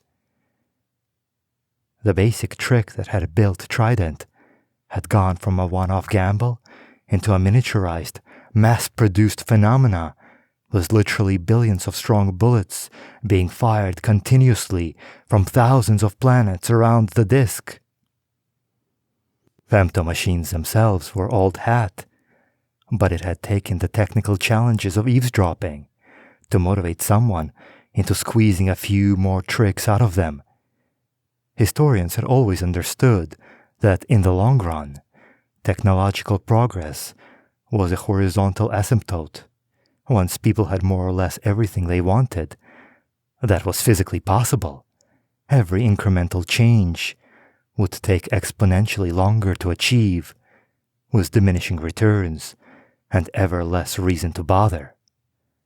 The amalgam would probably spend an eon inching its way closer to the flat line. But this was proof that shifts of circumstances alone could still trigger a modest renaissance or two without the need for any radical scientific discovery or even genuinely new technology. They stopped to rest in a square beside a small fountain gushing aromatic hydrocarbons. The Tasef locals, quadrupeds with slick rubbery hides, played in the slick black spray, then licked each other clean. Jasim shaded his eyes from the sun. He said, "We've had our autumn child, and we've seen its grandchildren prosper. I'm not sure what's left." No. Layla was in no rush to die. But they'd sampled 50,000 years of their discovery's consequences. They'd followed in the wake of the news of the gamma-ray signals as it circled the inner disk, spending less than a century, conscious, as they sped from world to world. At first, they'd been hunting for some vital new role to play, but they'd slowly come to accept that the avalanche they'd triggered had outraced them. Physical and logical maps of the aloof's network were being constructed as fast as the laws of physics allowed. Billions of people on thousands of planets scattered around the inner rim of the amalgam's territory were sharing their observations to help piece together the living skeleton of their elusive neighbors. When the project was complete, it would not be the end of anything, but it could mark the start of a long hiatus. The encrypted classical data would never yield anything more than traffic routes. No amount of ingenuity could extract its content. The quantum keys that could unlock it, assuming the aloof even used such things, would be absolutely immune to theft, duplication, or surreptitious sampling. One day, there would be another breakthrough, and everything would change again. But did they want to wait 100,000 years, 1,000,000, just to see what came next? The solicitous heptapods, not locals, but visitors from a world 30 light years away who had nevertheless taken on some kind of innate duty of hospitality, seemed to show up whenever anyone was hungry. Layla tried to draw this second one into conversation, but it politely excused itself to rush off and feed someone else. Layla said, "Maybe this is it. We'll wait for the news from Masa, then celebrate for a while, then finish it." Jasim took her hand. "That feels right to me. I'm not certain, but I don't think I'll ever be." "Are you tired?" she said. "Bored?" "Not at all," he replied. "I feel satisfied with what we've done, with what we've seen. And I don't want to dilute that. I don't want to hang around forever, watching it fade, until we start to feel the way we did on Najib, all over again." "No." They sat in the square until dusk, watching the stars of the bulge come out. They'd seen this dazzling jeweled hub from every possible angle now, but Layla never grew tired of the sight. Jasim gave an amused, exasperated sigh. "That beautiful, maddening, unreachable place. I think the whole amalgam will be dead and gone without anyone setting foot inside it." Layla felt a sudden surge of irritation, which deepened into a sense of revulsion. It's a place, like any other place. Stars, gas, dust, planets. It's not some metaphysical realm. It's not even far away. Our own homeworld is 20 times more distant. Our own homeworld doesn't have an impregnable fence around it. If we really wanted to, we could go back there. Layla was defiant. If we really wanted to, we could enter the bulge. Jasim laughed. Have you read something in those messages that you didn't tell me about? How to say, "Open sesame" to the gatekeepers? Layla stood and summoned up a map of the aloof's network to superimpose across their vision, crisscrossing the sky with slender cones of violet light. One cone appeared head-on as a tiny circle, the beam whose spillage came close to Tasef. She put her hand on Jasim's shoulder and zoomed in on that circle. It opened up before them like a beckoning tunnel. She said, "We know where this beam is coming from. We don't know for certain that the traffic between these particular nodes runs in both directions, but we've found plenty of examples where it does. If we aim a signal from here back along the path of the spillage, and we make it wide enough, then we won't just hit the sending node. We'll hit the receiver as well." Jasim was silent. "We know the data format," she continued. "We know the routing information. We can address the data packets to a node on the other side of the bulge, one where the spillage comes out at Massa." Jasim said, "What makes you think they'll accept the packets?" "There's nothing in the format we don't understand. Nothing we can't write for ourselves." "Nothing in the unencrypted part. If there's an authorization, even a checksum, in the encrypted data, then any packet without that will be tossed away as noise." "That's true," she conceded. "Do you really want to do this?" he said. Her hand was still on his shoulder. She could feel his body growing tense. "Absolutely." "We mail ourselves from here to Massa as unencrypted, classical data that anyone can read, anyone can copy, anyone can alter or corrupt?" "A moment ago, you said they'd throw us away as noise." "That's the least of our worries." "Maybe." Jasim shuddered, his body almost convulsing. He let out a string of obscenities, then made a choking sound. "What's wrong with you? Is this some kind of test? If I call your bluff, will you admit that you're joking?" Layla shook her head. "And no, this is not revenge for what you did on the way to Trident. This is our chance. This is what we were waiting to do, not the eavesdropping. That's nothing. The bulge is right here in front of us. The aloof are in there, somewhere. We can't force them to engage with us, but we can get closer to them than anyone has ever been before." "If we go in this way, they could do anything to us." "They're not barbarians. They haven't made war on us. Even the engineering spores come back unharmed." "If we infest their network, that's worse than an engineering spore." "Infest? None of these routes are crowded. A few exobytes passing through is nothing." "You've no idea how they'll react." "No," she confessed. "I don't. But I'm ready to find out." Jasim stood. "We could send a test message first, then go to Massa and see if it's arrived safely." "We could do that," Layla conceded. "That would be the sensible plan." "So you agree?" Jasim gave her a wary, frozen smile. We'll send a test message first. Send an encyclopedia. Send greetings in some universal language. Fine. We'll send all those things first. But I'm not waiting one more day after that. I'm not going to Masa the long way. I'm taking the shortcut.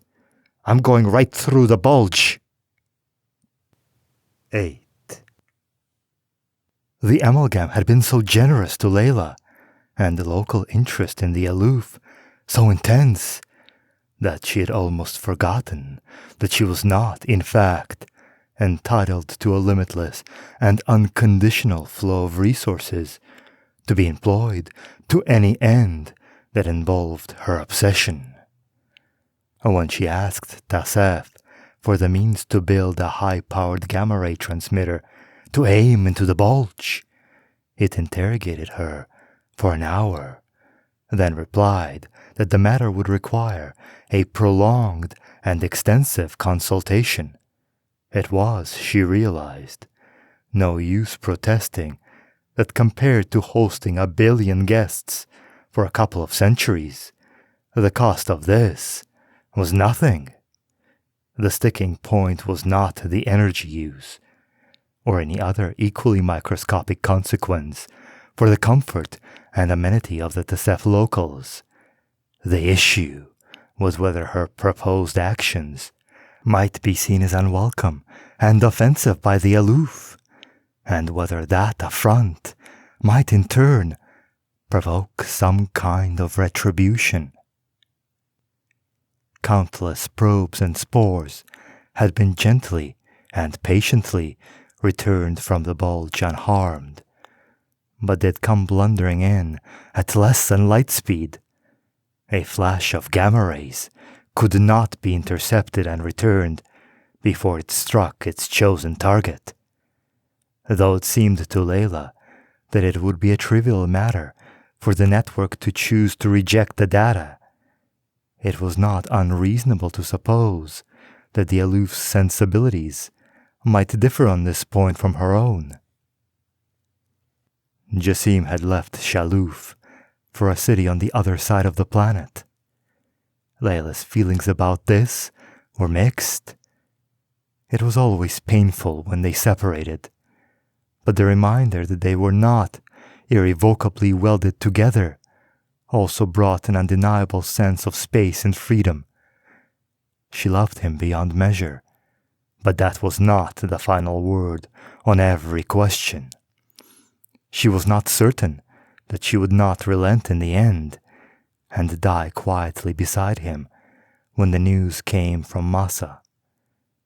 There were moments when it seemed utterly perverse, masochistic, and self-aggrandizing to flee from that calm, dignified end for the sake of trying to cap their modest revolution was a new and spectacularly dangerous folly. Nor, though, was she certain that Jasim would not change his own mind and take her hand while they plunged off this cliff together. When the months dragged on, was no decision on her request, no news from Masa, and no overtures from her husband. Layla became an orator, traveling from city to city, promoting her scheme to blaze a trail through the heart of the bulge.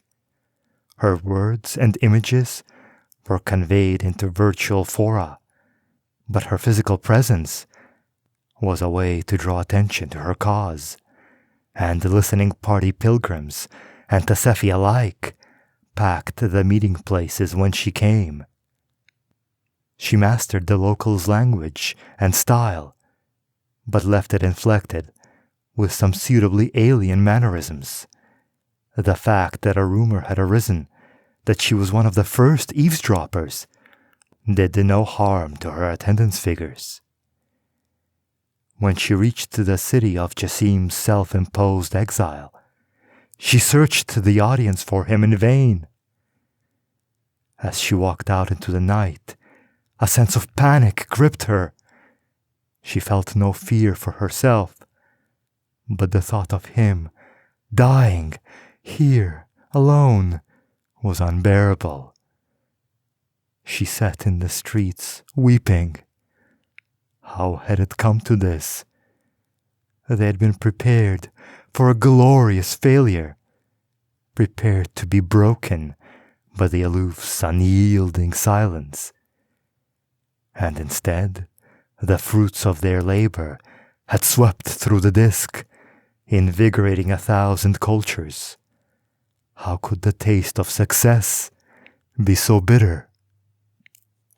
Layla imagined calling out to Jasim, finding him, holding him again, repairing their wounds.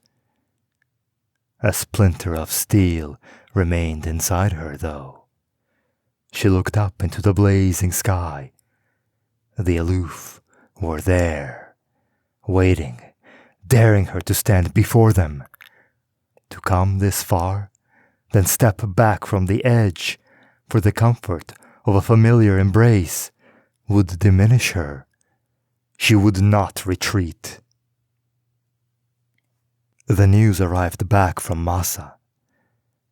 40,000 years before, a spillage from the far side of the bulge had been caught in time. Vast swaths of data matched the observations that Tasef had been holding in anticipation of this moment for the last 15,000 years. There was more. Reports of other correlations from other observatories followed within minutes.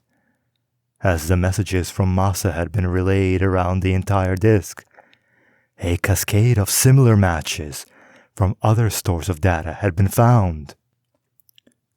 By seeing where packets dropped out of the stream, their abstract addresses became concrete, physical locations within the bulge. As Layla stood in Shalouf's main square in the dusk, absorbing the reports, the aloof's network was growing more solid, less ethereal, by the minute. The streets around her were erupting with signs of elation. Polyglot shouts, chirps, and buzzes, celebratory scents, and vivid pigmentation changes. Bursts of luminescence spread across the square. Even the relentlessly sober heptapods had abandoned their food carts to lie on their backs, spinning with delight. Layla wheeled around, drinking it in, commanding her translator to punch the meaning of every disparate gesture and sound deep into her brain, unifying the kaleidoscope into a single emotional charge. As the stars of the bulge came out, Tasef offered an overlay for everyone to share, with the newly mapped routes shining like golden highways. From all around her, Layla picked up the signals of those who were joining the view. People of every civilization, every species, every replicator were seeing the aloof's secret roads painted across the sky. Layla walked through the streets of Shalouf, feeling Jasim's absence sharply, but too familiar with that pain to be overcome by it. If the joy of this moment was muted, every celebration would be blighted in the same way now. She could not expect anything else. She would grow inured to it. Tasef spoke to her. The citizens have reached a decision. They will grant your request. I am grateful. There is a condition.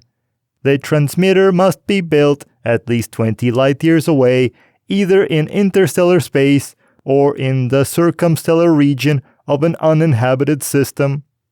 I understand. This way, in the event that the aloof felt threatened to the point of provoking destructive retribution, Tasef would survive an act of violence, at least on a stellar scale, directed against the transmitter itself. We advise you to prepare your final plans for the hardware and submit them when you're sure they will fulfill your purpose." "Of course." Layla went back to her room and reviewed the plans she had already drafted. She had anticipated the Tasefi wanting a considerable safety margin, so she had worked out energy budgets for detailed scenarios involving engineering spores and 47 different cometary clouds that fell within Tasef's jurisdiction. It took just seconds to identify the best one that met the required conditions, and she lodged it without hesitation. Out on the streets, the listening party continued. For the billion pilgrims, this was enough. They would go home, return to their grandchildren, and die happy in the knowledge that they had finally seen something new in the world. Layla envied them. There had been a time when that would have been enough for her, too. She left her room and rejoined the celebration, talking, laughing, dancing with strangers, letting herself grow giddy with the moment. When the sun came up, she made her way home, stepping lightly over the sleeping bodies that filled the street. The engineering spores were the latest generation, strong bullets launched at close to light speed that shed their momentum by diving through the heart of a star and then rebuilding themselves at atomic density as they decayed in the stellar atmosphere. In effect, the dying femtomachines constructed nanomachines bearing the same blueprints as they'd carried within themselves at nuclear densities, and which then continued out of the cometary cloud to replicate and commence the real work of mining raw materials and building the gamma-ray transmitter. Layla contemplated following in their wake, sending herself as a signal to be picked up by his yet unbuilt transmitter. It would not have been as big a gamble as Jasim's with Trident.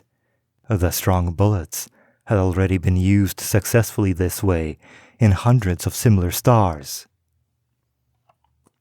In the end, she chose to wait on Tasef for a signal that the transmitter had been successfully constructed and had tested and aligned and calibrated itself.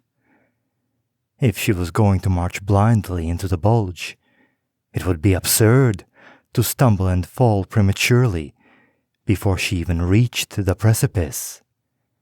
When the day came, some 10,000 people gathered in the center of Aloof to bid the traveler a safe journey. Layla would have preferred to slip away quietly, but after all her lobbying, she had surrendered her privacy, and the Tasefi seemed to feel that she owed them this last splash of color and ceremony. 46 years after the listening party, most of the pilgrims had returned to their homes, but of the few hundred who had lingered in Aloof, nearly all had shown up for this curious footnote to the main event. Layla wasn't sure that anyone here believed that the Aloof's network would do more than bounce her straight back into the disk, but the affection these well-wishers expressed seemed genuine. Someone had even gone to the trouble of digging up a phrase in the oldest known surviving language of her ancestral species, Safar Bakiar. May your journey be blessed. They had written it across the sky in an ancient script that she'd last seen 80,000 years before, and it had been spread among the crowd phonetically so that everyone she met could offer her this hopeful farewell as she passed. Tasef, the insentient delegate of all the planet's citizens, addressed the crowd with some somber ceremonial blather. Layla's mind wandered, settling on the observation that she was probably partaking in a public execution. No matter. She had said goodbye to her friends and family long ago. When she stepped through the ceremonial gate, which had been smeared with a terry mess that the Tasefi considered the height of beauty, she would close her eyes and recall her last night on Najib, letting the intervening millennia collapse into a dream. Everyone chose death in the end, and no one's exit was perfect. Better to rely on your own flawed judgment. Better to make your own ungainly mess of it than live in the days when nature would simply take you at random. As the Seth fell silent, a familiar voice rose up from the crowd. "Are you still resolved to do this foolish thing?" Layla glared down at her husband. "Yes, I am." "You won't reconsider?" "No." "Then I'm coming with you." Jasim pushed his way through the startled audience and climbed onto the stage. Layla spoke to him privately. "You're embarrassing us both." He replied the same way. "Don't be petty. I know I've hurt you, but the blame lies with both of us." "Why are you doing this? You've made your own wishes very plain." "Do you think I can watch you walk into danger and not walk beside you?" You were ready to die when Trident failed. You were ready to leave me behind then. Once I spoke my mind on that, you gave me no choice. You insisted." He took her hand. "You know I only stayed away from you all this time because I hoped it would dissuade you. I failed. So now I'm here." Layla's heart softened. "You're serious? You'll come with me?" Jasim said. "Whatever they do to you, let them do it to us both." Layla had no argument to make against this. No residue of anger, no false solicitousness. She'd always wanted him beside her at the end, and she would not refuse him now. She spoke to Tasef. "One more passenger. Is that acceptable?" The energy budget allowed for 1,000 years of test transmissions to follow in her wake. Jasim would be just a minor blip of extra data. "It's acceptable." Tasef proceeded to explain the change to the assembled crowd and to the onlookers scattered across the planet. Jasim said, "We'll interweave the data from both of us into a single packet. I don't want to end up on Masa and find they've sent you to Genome by mistake." "All right." Layla arranged the necessary changes. None of the eavesdroppers yet knew that they were coming, and no message sent the long way could warn them in time. But the data they sent into the bulge would be prefaced by instructions that anyone in the amalgam would find clear and unambiguous, asking that their descriptions only be embodied if they were picked up at Masa. If they were found in other spillage along the way, they didn't want to be embodied multiple times. And if they did not emerge at Masa at all, so be it. Tasef's second speech came to an end. Layla looked down at the crowd one last time, and her irritation with the whole bombastic ceremony dissipated into amusement. If she had been among the sane, she might easily have turned up herself to watch a couple of ancient fools try to step onto the imaginary road in the sky and wish them Safar Bakiar. She squeezed Jasim's hand, and they walked toward the gate. 9. Layla's fingers came together, her hand empty. She felt as if she was falling, but nothing in sight appeared to be moving. Then again, all she could see was a distant backdrop, its scale and proximity impossible to judge. Thousands of fierce blue stars against the blackness of space. She looked around for Jasim, but she was utterly alone. She could see no vehicle or other machine that might have disgorged her into this emptiness. There was not even a planet below her, or a single brightest star to which she might be bound. Absurdly, she was breathing. Every other clue told her that she was drifting through vacuum, probably through interstellar space. Her lungs kept filling and emptying, though. The air and her skin felt neither hot nor cold. Someone, or something, had embodied her, or was running her as software. She was not on Massa. She was sure of that. She had never visited the world, but nowhere in the amalgam would a guest be treated like this.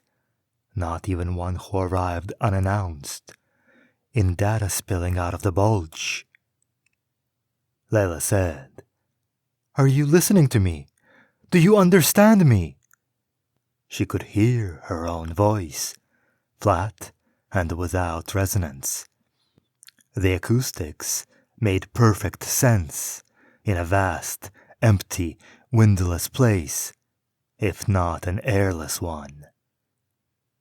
Anywhere in the amalgam, you knew whether you were embodied or not.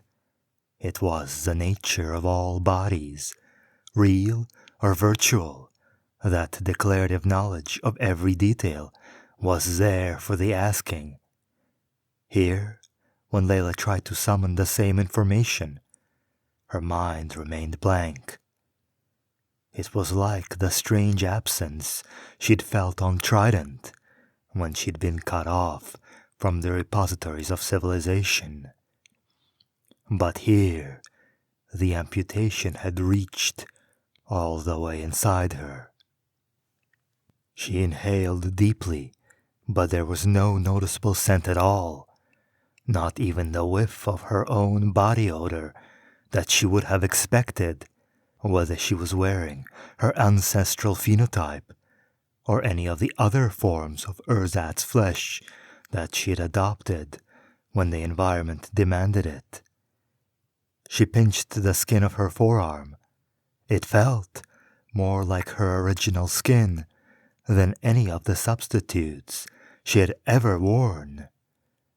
They might have fashioned this body out of something both remarkably lifelike and chemically inert, and placed her in a vast, transparent container of air. But she was beginning to pick up a strong stench of ersatz physics. Air and skin alike, she suspected, were made of bits, not atoms. So, where was Jasim? Were they running him too, in a separate scape?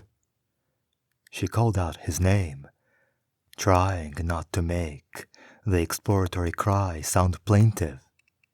She understood all too well now why he'd tried so hard to keep her from this place, and why he'd been unable to face staying behind. The thought that the aloof might be doing something unspeakable to his defenseless consciousness in some place she couldn't hope to reach or see was like a white-hot blade pressed to her heart. All she could do was try to shut off the panic and talk down the possibility. "All right, he's alone here, but so am I, and it's not that bad." She would put her faith in symmetry.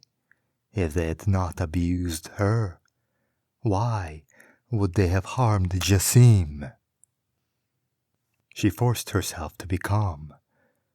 The aloof had taken the trouble to grant her consciousness, but she couldn't expect the level of amenity she was accustomed to.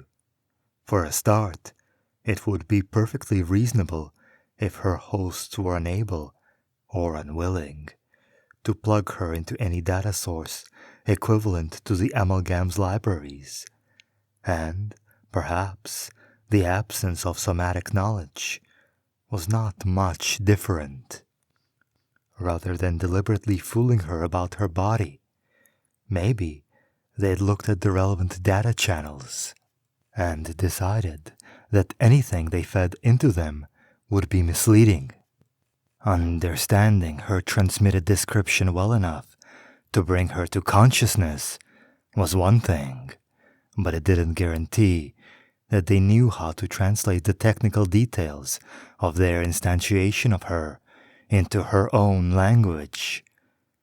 And if this ignorance plus honesty excuse was too sanguine to swallow, it wasn't hard to think of the aloof as being pathologically secretive without actually being malicious.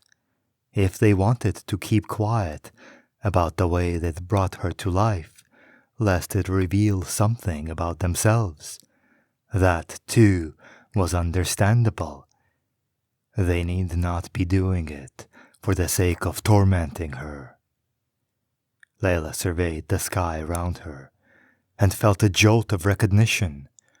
She had memorized the positions of the nearest stars to the target node where her transmission would first be sent, and now a matching pattern stood out against the background in a collection of distinctive constellations. She was being shown the sky from that node. This didn't prove anything about her actual location, but the simplest explanation was that the aloof had instantiated her here rather than sending her on through the network. The stars were in the positions she had predicted for her time of arrival. So, if this was the reality, there had been little delay in choosing how to deal with the intruder. No 1,000-year-long deliberations. No passing off the news to a distant decision-maker. Either the aloof themselves were present here, or the machinery of the node was so sophisticated that they might as well have been. She could not have been woken by accident. It had to have been a deliberate act. It made her wonder if the aloof had been expecting something like this for millennia. "What now?" she asked. Her hosts remained silent. "Toss me back to Tasef?" The probes, with their reversed trajectories, bore no record of their experience. Perhaps the aloof wouldn't incorporate these new memories into her description before returning her.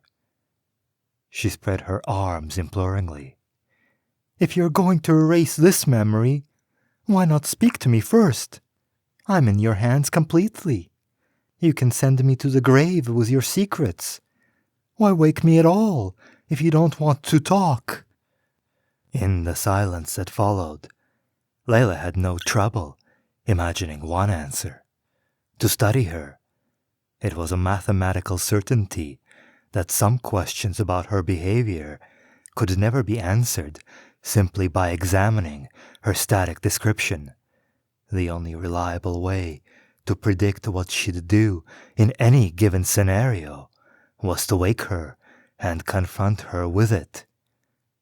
They might, of course, have chosen to wake her any number of times before, without granting her memories of the previous instantiations. She experienced a moment of sheer existential vertigo. This could be the thousands, the billionth, in a vast series of experiments, as her captors permuted dozens of variables to catalog her responses. The vertigo passed. Anything was possible, but she preferred to entertain more pleasant hypotheses. "I came here to talk," she said. "I understand that you don't want us sending in machinery, but there must be something we can discuss, something we can learn from each other. In the disk, every time two spacefaring civilizations met, they found they had something in common, some mutual interests, some mutual benefits." At the sound of her own earnest speech dissipating into the virtual air around her, Layla started laughing. The arguments she'd been putting for centuries, to Jasim, to her friends on Najib, to the snakes on Nazdik, seemed ridiculous now, embarrassing. How could she face the aloof and claim that she had anything to offer them that they had not considered and rejected hundreds of thousands of years before? The amalgam had never tried to keep its nature hidden. The aloof would have watched, studied them from afar, and consciously chosen isolation. To come here and list the advantages of contact, as if they had never crossed her host's minds, was simply insulting. Layla fell silent. If she had lost her faith in her role as cultural envoy, at least she had proven to her own satisfaction that there was something in her smarter than the slingshot fence that the probes had encountered. The aloof had not embraced her, but the whole endeavor had not been in vain. To wake in the bulge, even to silence, was far more than she had ever had a right to hope for. She said, "Please, just bring me my husband now, and we'll leave you in peace." This entreaty was met in the same way as all the others. Layla resisted, speculating again about the experimental variables. She didn't believe that a million-year-old civilization was interested in testing her tolerance to isolation, robbing her of her companion, and seeing how long she took to attempt suicide. The aloof did not take orders from her. Fine. If she was neither an experimental subject to be robbed of her sanity, nor a valued guest whose every wish was granted, there had to be some other relationship between them that she had yet to fathom. She had to be conscious for a reason. She searched the sky for a hint of the node itself, or any other feature she might have missed, but she might as well have been living inside a star map, albeit one shorn of the usual annotations. The Milky Way, the plane of stars that bisected the sky, was hidden by the thicker clouds of gas and dust here. But Layla had her bearings. She knew which way led deeper into the bulge, and which way led back out to the disk. She contemplated Tasev's distant sun with mixed emotion, as a sailor might look back on the last sight of land. As the yearning for that familiar place welled up, a cylinder of violet light appeared around her, encircling the direction of her gaze. For the first time, Layla felt her weightlessness interrupted. A gentle acceleration was carrying her forward along the imaginary beam. "No, wait!" She closed her eyes and curled into a ball. The acceleration halted, and when she opened her eyes, the tunnel of light was gone. She let herself float limply, paying no attention to anything in the sky, waiting to see what happened if she kept her mind free of any desire for travel. After an hour like this, the phenomena had not recurred. Layla turned her gaze in the opposite direction, into the bulge. She cleared her mind of all timidity and nostalgia, and imagined the thrill of rushing deeper into this violent, spectacular, alien territory. At first, there was no response from the scape, but then she focused her attention sharply in the direction of a second node, the one she'd hoped her transmission would be forwarded to from the first, on its way through the galactic core. The same violet light, the same motion. This time, Layla waited a few heartbeats longer before she broke the spell. Unless this was some pointless, sadistic game, the aloof were offering her a clear choice. She could return to Tasef, return to the amalgam. She could announce that she'd put a toe in these mysterious waters and lived to tell the tale. Or she could dive into the bulge, as deep as she'd ever imagined, and see where the network took her. "No promises?" she asked. "No guarantee I'll come out the other side? No intimations of contact to tempt me further?" She was thinking out loud. She did not expect answers. Her hosts, she was beginning to conclude, viewed strangers through the prism of a strong, but very sharply delineated, sense of obligation. They sent back the insentient probes to their owners, scrupulously intact.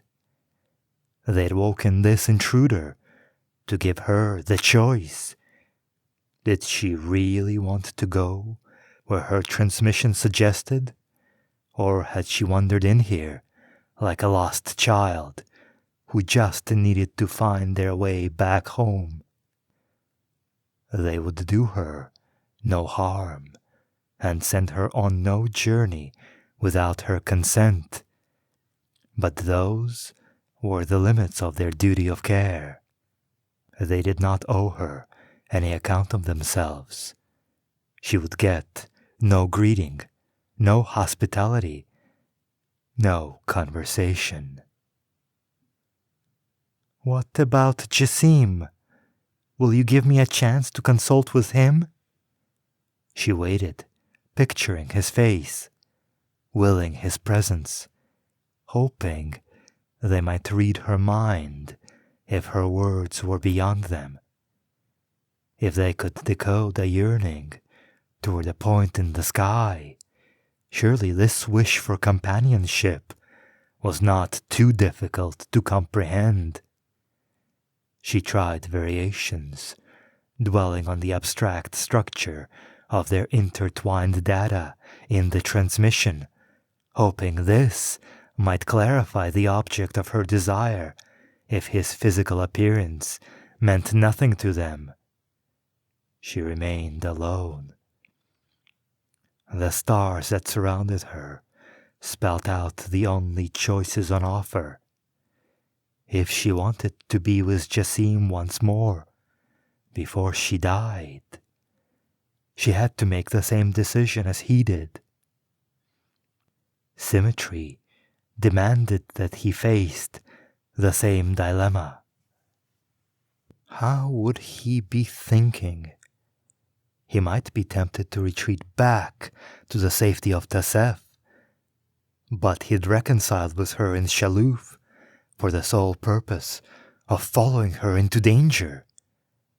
He would understand that she'd want to go deeper, would want to push all the way through to Masa, opening up the shortcut through the core, proving it was safe for future travelers. Would he understand, too, that she'd feel a pang of guilt at this presumptuous line of thought, that she'd contemplate making a sacrifice of her own? He had braved the unknown for her, and they'd reaped the reward already. They'd come closer to the aloof than anyone in history. Why couldn't that be enough? For all Layla knew, her hosts might not even wake her again before Masa. What would she be giving up if she turned back now? More to the point, what would Jasim expect of her? That she'd march on relentlessly, following her obsession to the end, or that she'd put her love for him first? The possibilities multiplied in an infinite regress. They knew each other as well as two people could, but they didn't carry each other's minds inside them. Layla drifted through the limbo of stars, wondering if Jasim had already made his decision. Having seen that the aloof were not the torturers he'd feared, had he already set out for Tasef, satisfied that she faced no real peril at their hands?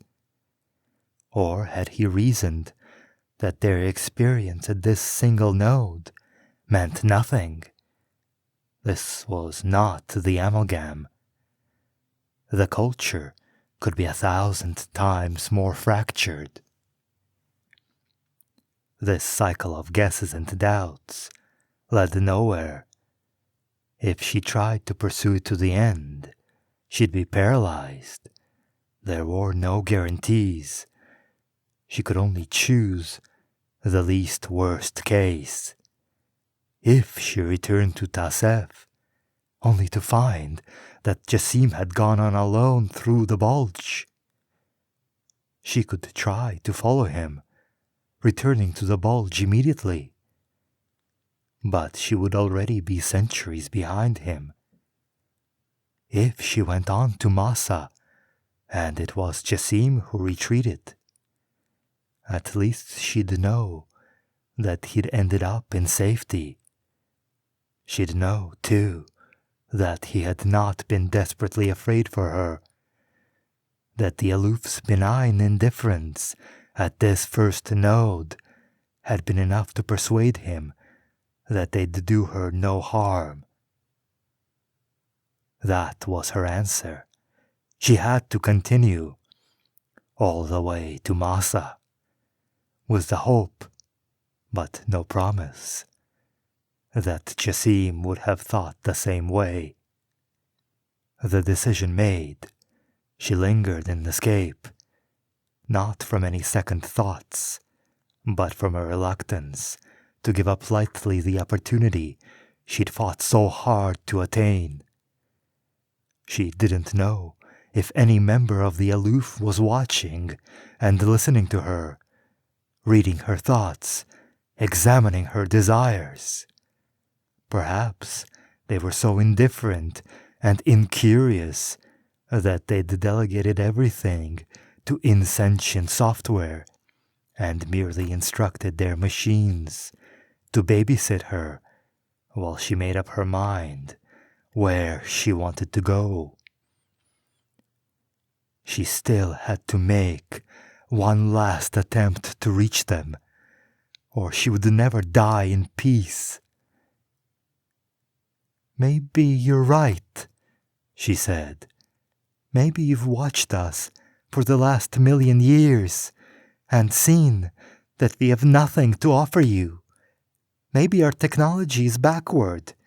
our philosophy naive, our customs bizarre, our manners appalling. If that's true, though, if we're so far beneath you, you could at least point us in the right direction. Offer us some kind of argument as to why we should change. Silence. Layla said, All right, forgive my impertinence. I have to tell you honestly, though, that we won't be the last to bother you.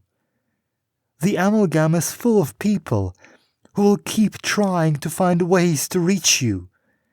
This is going to go on for another 1,000,000 years, until we believe that we understand you. If that offends you, don't judge us too harshly. We can't help it. It's who we are. She closed her eyes, trying to assure herself that there was nothing she'd regret having left unsaid. Thank you for granting us safe passage, she added. If that's what you're offering, I hope my people can return the favor one day, if there's anywhere you want to go. She opened her eyes and sought out her destination. Deeper into the network. On toward the core. 10. The mountains outside the town of Astrahat started with a gentle slope that promised an easy journey, but gradually grew steeper. Similarly, the vegetation was low and sparse in the foothills, but became steadily thicker and taller the higher up the slope you went. Jasim said, "Enough." He stopped and leaned on his climbing stick. 1 more hour, Layla pleaded. He considered this. Half an hour resting, then half an hour walking. 1 hour resting, then 1 hour walking. He laughed wearily. All right, one of each. The two of them hacked away at the undergrowth until there was a place to sit. Jasim poured water from the canteen into her hands, and she splashed her face clean. They sat in silence for a while, listening to the sounds of the unfamiliar wildlife. Under the forest canopy, it was almost twilight, and when Layla looked up into the small patch of sky above them, she could see the stars of the bulge, like tiny, pale, translucent beads. At times, it felt like a dream, but the experience never really left her. The aloof had woken her at every node, shown her the view, given her a choice. She had seen 1,000 spectacles from one side of the core to the other, cannibalistic novas, dazzling clusters of newborn stars, twin white dwarfs on the verge of collision. She had seen the black hole at the galaxy's center, its accretion disk glowing with X-rays, slowly tearing stars apart. It might have been an elaborate lie, a plausible simulation, but every detail accessible from disk-based observatories confirmed what she had witnessed. If anything had been changed or hidden from her, it must have been small.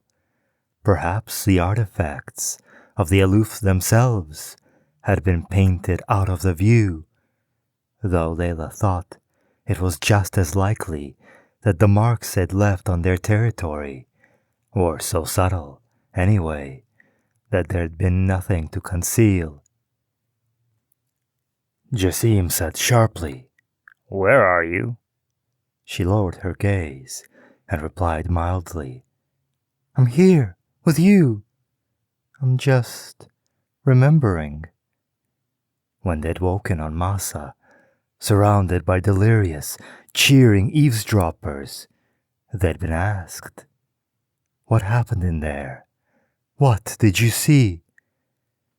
Layla didn't know why she'd kept her mouth shut and turned to her husband before replying, instead of letting every detail come tumbling out immediately. Perhaps she just hadn't known where to begin. For whatever reason, it was Jasim who had answered first. Nothing.